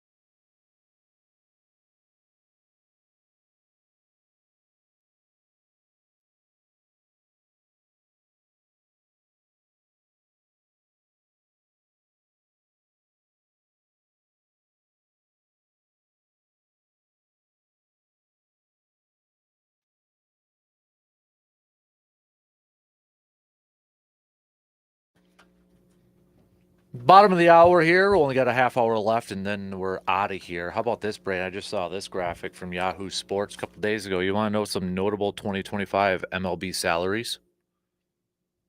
Yes. Chris Davis, Baltimore, $9.16 million. The 247 legend. Dustin Pedroia, $2.5 million. Manny Ramirez, $2 million. Hey. Ryan Braun, $1.8 million. He's still getting it. Bobby Bonilla, $1.59. We know. Matt Holliday, $1.5. Some dude named Shohei Ohtani, $2 million. Isn't it? That's what I think. That's what pisses me off about the whole deferring and stuff, right? I mean, okay, Shohei's getting $2 million this year. Yeah. From the Dodgers. I mean, yeah, we know through like his endorsements and stuff, he's gonna get more, and then he's gonna get his money, whatever. But yeah, I think that was kind of the thing that irritated a lot of people is like in the NFL, like you hear like the whole void year stuff and all that good stuff. Mm-hmm. But like when you're doing like that, I think it would be different if the Dodgers just spent a bunch of money. Mm-hmm. But when they're it's all being deferred and stuff like that, like I think that's just like, oh yeah, we spent a bunch of money, but we're not spending it right now, but we're still getting the benefit. Mm-hmm. Right.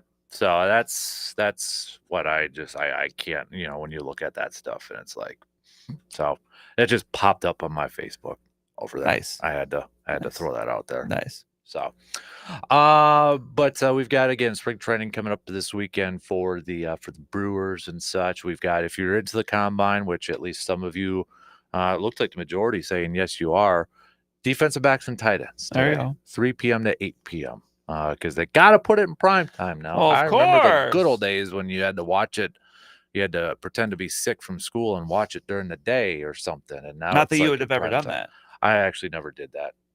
I never did that. So not for the combine. Didn't have NFL Network back in the day. They never broadcasted it back in the day. That's true. Did they? That's true. I don't think so. I don't think they ever did. But no. So, boy. Yeah, when you look at this draft for your team, Brandon, somebody had asked this. And I don't know if I'm ready to go there yet because it's early. But somebody had asked, who do you want your team to draft and who do I want the Packers to draft? I don't think I've got that person yet. It's again, I want to wait till after free agency where it changes. But I guess from a positional standpoint, where do you see your team's biggest needs that they got to address draft? Because we know Green Bay is probably corner, defensive line. They're probably going to get offensive linemen in there too. But when it comes to yours, position-wise, I think, and because there's certain spots I think for the Vikings that free agency may be a little bit of a better route to go. So what I will say is, because it's from what's being said, it appears to be a strength, and there could be some good value there. The Vikings picking it right after the Packers at 24, or if they trade back a little bit to try to get a little more draft capital. I'm gonna say defensive line. I'm gonna say like D tackle, because I think the last couple of years, since Brian Flores has been there, they've done well with what they have, but I wouldn't necessarily say that they're any of the defensive linemen they had are those explosive game changers. Harrison Phillips is solid, but he's more of like the steady guy, and they got decent returns out of like Jonathan Bullard and Jerry Tillery, but those aren't game wreckers.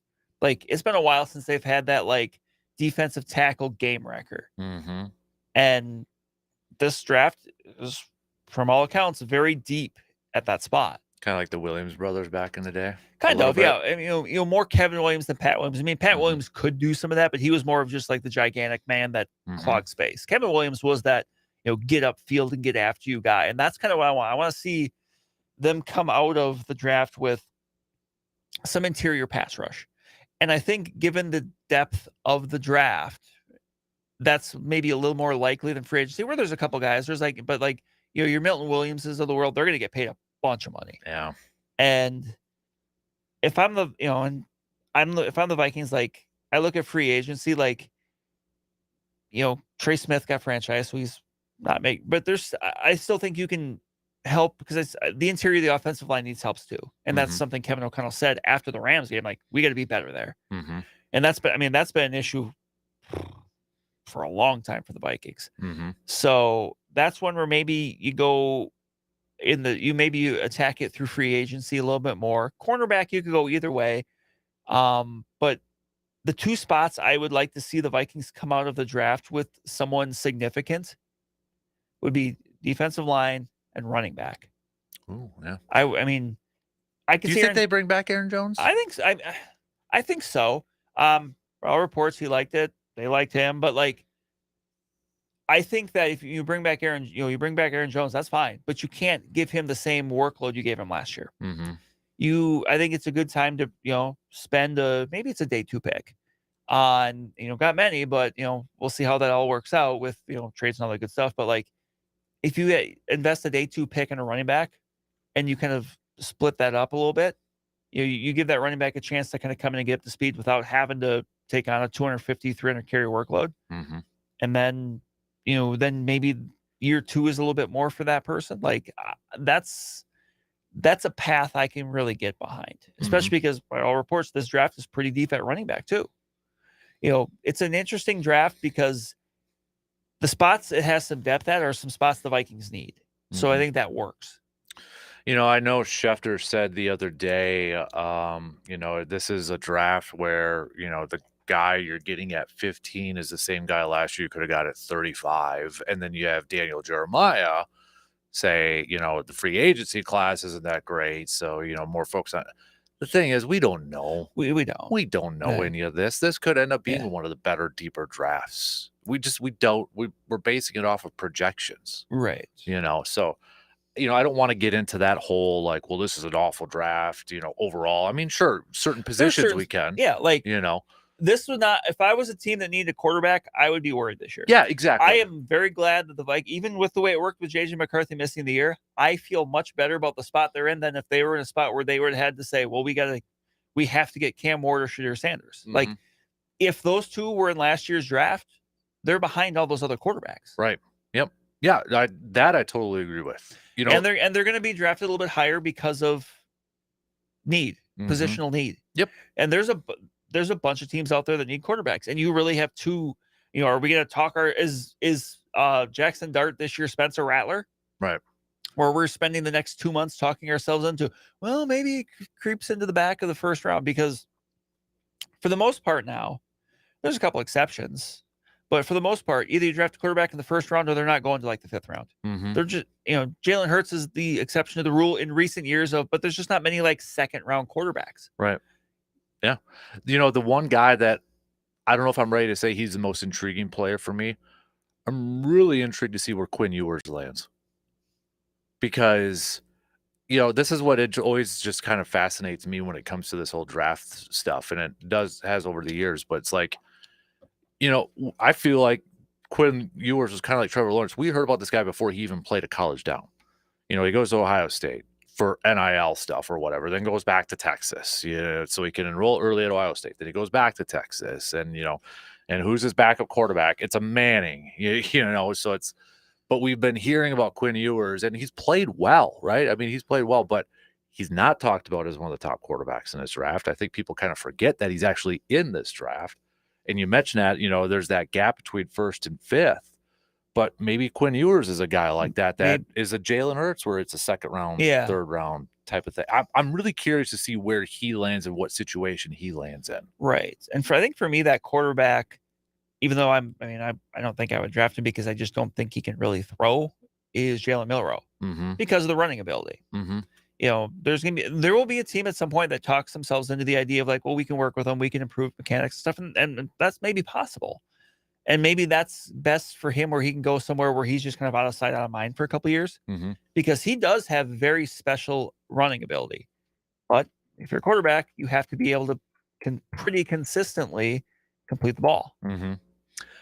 Part of me, excuse me, is, going back to Ewers and that, because sometimes we see it. We saw your Vikings do it once. Baltimore did it with Lamar, a team that trades back into the 1st round at the back end to get a quarterback, so they have that 5th-year option for them. And I'm looking at, the 4 teams even really at the back end of the 1st round. They don't need a quarterback.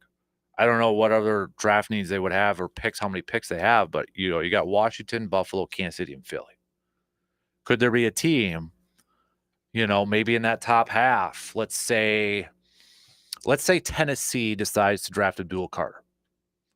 But maybe Quinn Ewers kind of moves himself up to the draft process and such.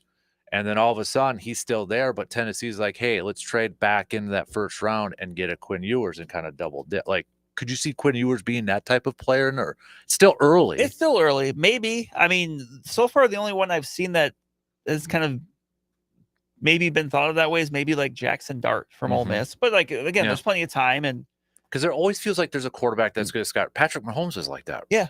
Nobody really knew who Patrick Mahomes was at this point in time until he's like combine and that. Right. Will Levis, for crying out loud. I mean, Mel Kiper is probably still thinking he's a top 5 quarterback in the league. Him and Jimmy Clausen are going to go hang out together. But there's always that quarterback that kind of falls, Bridgewater and Lamar, and then, well, we saw how well it's working for Lamar, right? Yeah, he went to a good spot. Mm-hmm. So, yeah, I'm curious if there is that guy that will, these teams. I mean, heck, you look at maybe it's a Rams team at 26 who we don't know what their quarterback situation is going to be. Yeah, you would think by draft night they would, though. Mm-hmm. Yeah, I saw Diana Rossini say that the Rams and Stafford are actually meeting to go over because apparently he's got his value now. So, what would you do if you were the Rams? I don't 2 know. years for $100 million, $50 million guaranteed per year. That's kind of the Kirk Cousins type of thing, isn't it? Yeah. I think I'd probably do it. I would too. If it's Stafford or Rodgers. Stafford. Yeah. Like I think I would do it because that's a team that was 20, 30 yards away from beating the Eagles. Mm-hmm. Like, and that's a team that they've done pretty well with kind of being able to retool. I know it doesn't sound like Stafford was too happy about, Cooper Kupp being on the way out, but I think that's an area where you trust Sean McVay because he's earned that benefit of the doubt. You still got Puka Nacua. You still got like Tyler Higbee. You still got guys. Mm-hmm.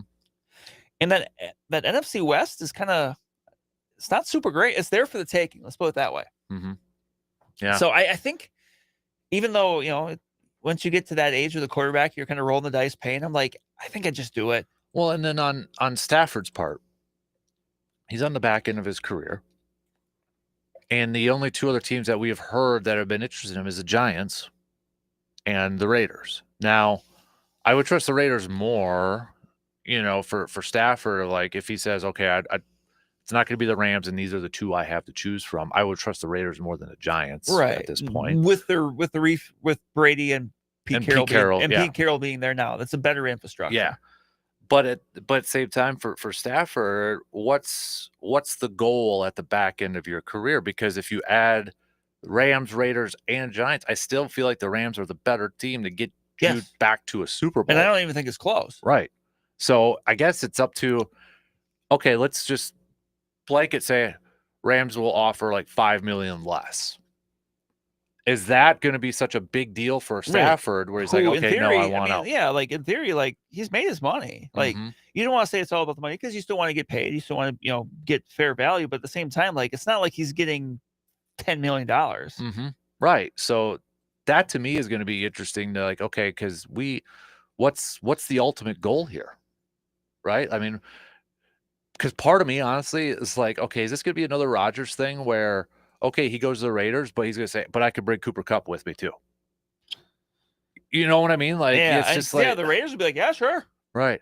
But, and at this point, like, I don't know, like, because there, Cooper Kupp, we'll see. I think he might end up just getting released. Like, I don't know if anyone's going to trade for him with that contract, but like, there were some connections about Cooper Kupp in Minnesota because Kevin O'Connell loves Cooper Kupp. Like, he's talked glowingly about him. It's like, okay, in that spot, like, as like your third receiver, fine. But like, he's not the Cooper Kupp of 3 years ago. No.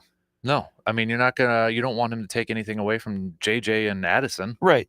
By the way, I wanted to look this up. Do you know the career earnings according to Spot Track for Matthew Stafford? I do not. Take a guess. Career.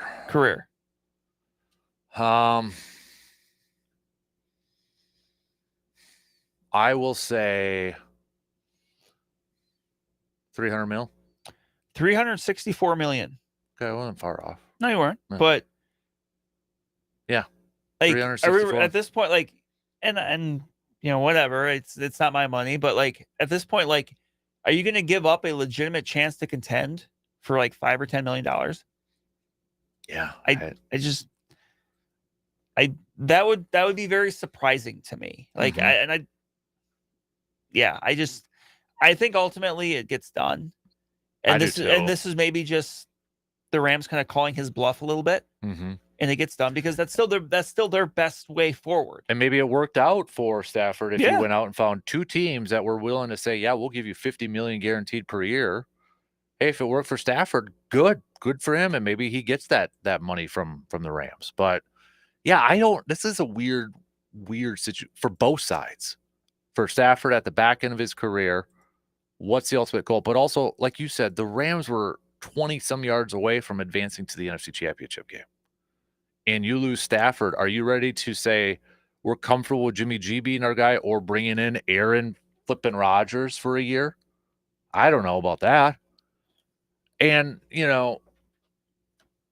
what does it say about the end of the career of Rodgers where he is not first, maybe even second or third pick at for a team to, and I think again, this, as much as it probably annoys people and it annoys me to an extent too, completely different than Brady at the end of his career. People still wanted Brady.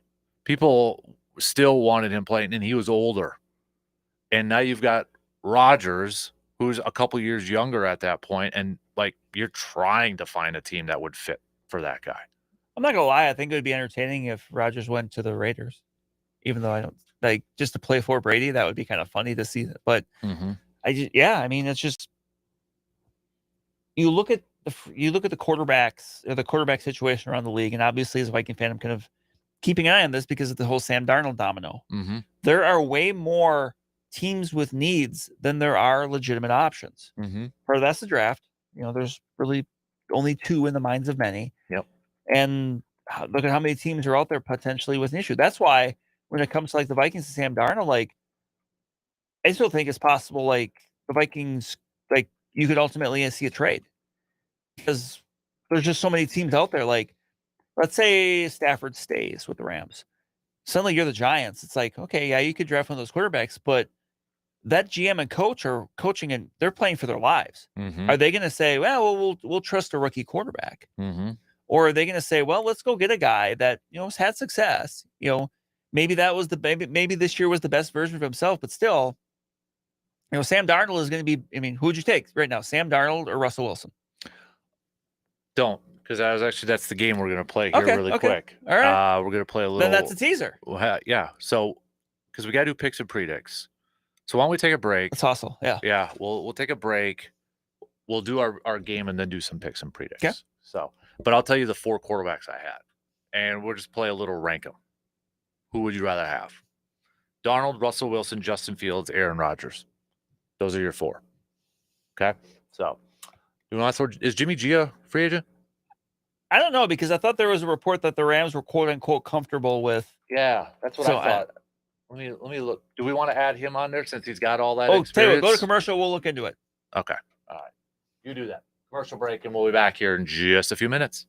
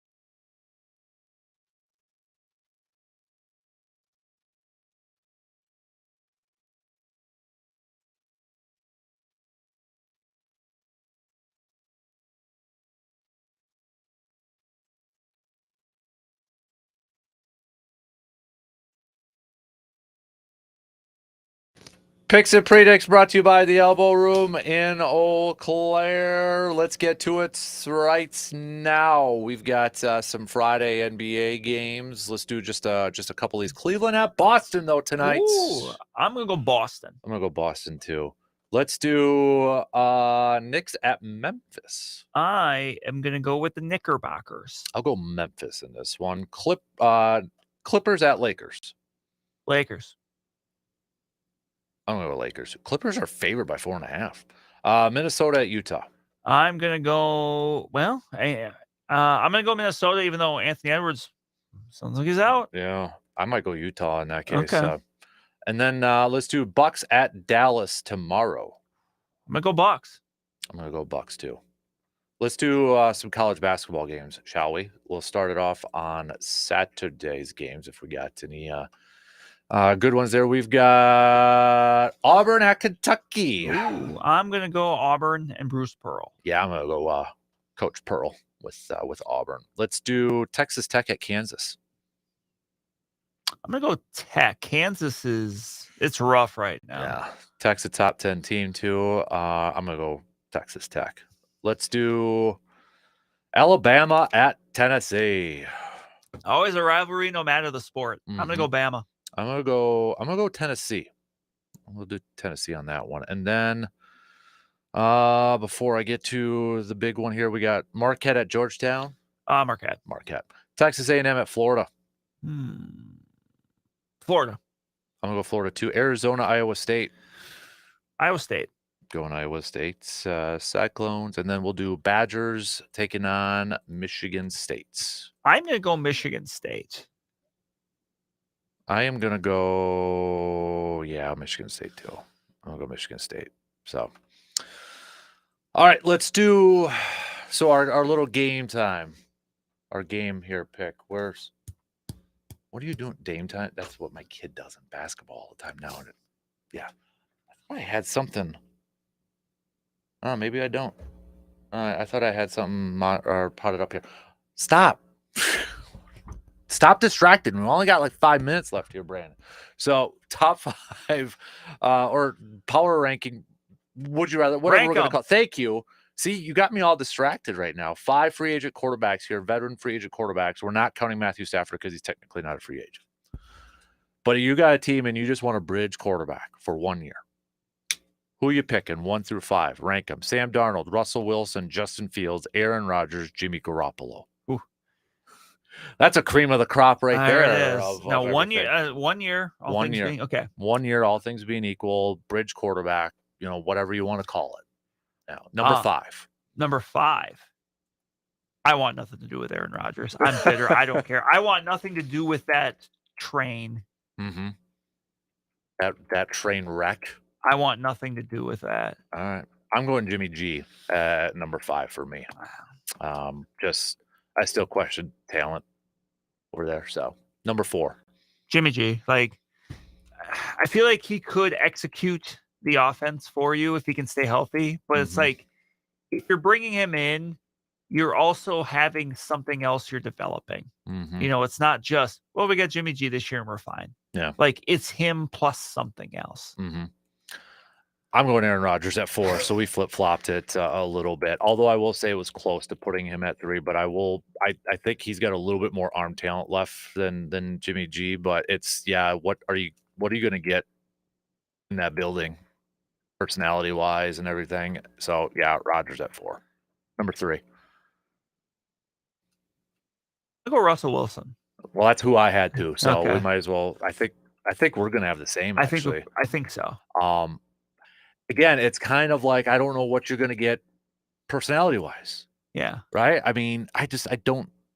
He's a serviceable one. Yeah, but there are still some of the downfield throws, but it's just like, he succeeded so long in Seattle because of his ability to break the pocket, throw on the run. That's not really there anymore.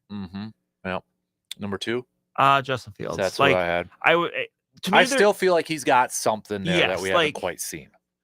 Even though I don't think it's ever going to be top flight. No. Like, with his running ability, I feel like there's certain things you can do to kind of play to his strengths and work around it, and you can create something that has success. Yeah, I mean, I think the biggest thing for Fields is, can you get that right quarterback coach or Right. coordinator? He's someone that you know? needs the right infrastructure, the right insulation, someone that's going to work with him Yep. and Utilize his strengths. Yes. Yeah. I know we're asking a lot for that in our rankings here, all things equal, but I mean, adapt your offense to around that guy. Adapt it, right? Work around that. So, and then I'm still struggling putting Donald at 1, but he's kind of like Justin Fields to me if he's in that right situation, like we saw last year. And the difference there would be like Sam Darnold just showed that. Like, yep. Yeah. Yeah, if he's in that right situation, he can be successful, right? So, all right, yeah, we pretty much had the same besides 4 through 5. Yeah. But what does that tell you about Aaron Rodgers and how far that's fallen down? Oof. All right, those are your picks and predicts and game time brought to you by the Elbow Room.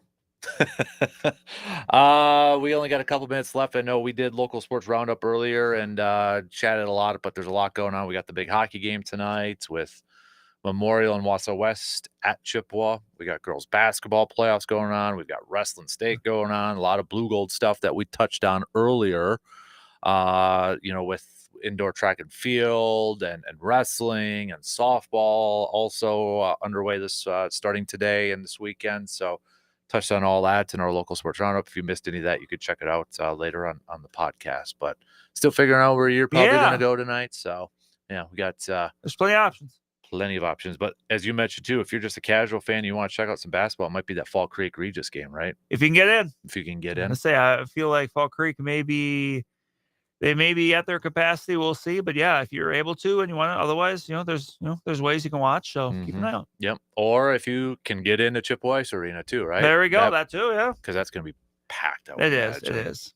So, but a lot of good stuff happening in a busy, busy, busy time for you and Justice and all you local reporters, all you peoples out there. So, yeah. So you got that going on. We've got, Bucks are back at tomorrow, but I'm looking, the thing I'm paying attention to this week is going to be that Badger game. They win against Michigan. They're top 10, right? Yes, yeah. They got to be top 10. Yep. And I think that would almost solidify them as a 2 seed. Right. And, barring them just pooping the bed in these final 2 games, it's Minnesota. I mean, I guess they did against Oregon, but at least Oregon's a better team. Yeah, than Oregon's Penn State. Yeah. But that was the way they lost that game. And thankfully they had the bounce back where they play Washington and they beat a team that they should beat like that. Mm-hmm. So but when it gets to that bracket, Brandon, Wisconsin's going to be that team I could see being Sweet 16, but then being bounced early. No, they're a boomer bust. Yeah. It's all going to be depending on seedings. Yeah. And where it goes. And the big thing too is if they're the 2 seed, do they end up in Milwaukee? Because Milwaukee is that's possible. Does that mean we're going to have to go?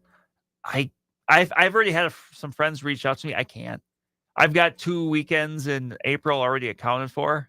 I can't. Oh, that stupid draft. That's come on. Who's going to that? Bums.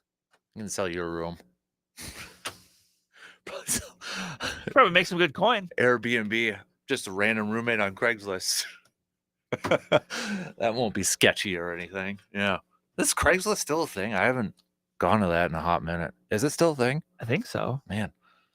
All right. Have a good weekend, kids. DP Dennets are up next. We'll be back at it again next week. Talk to you then.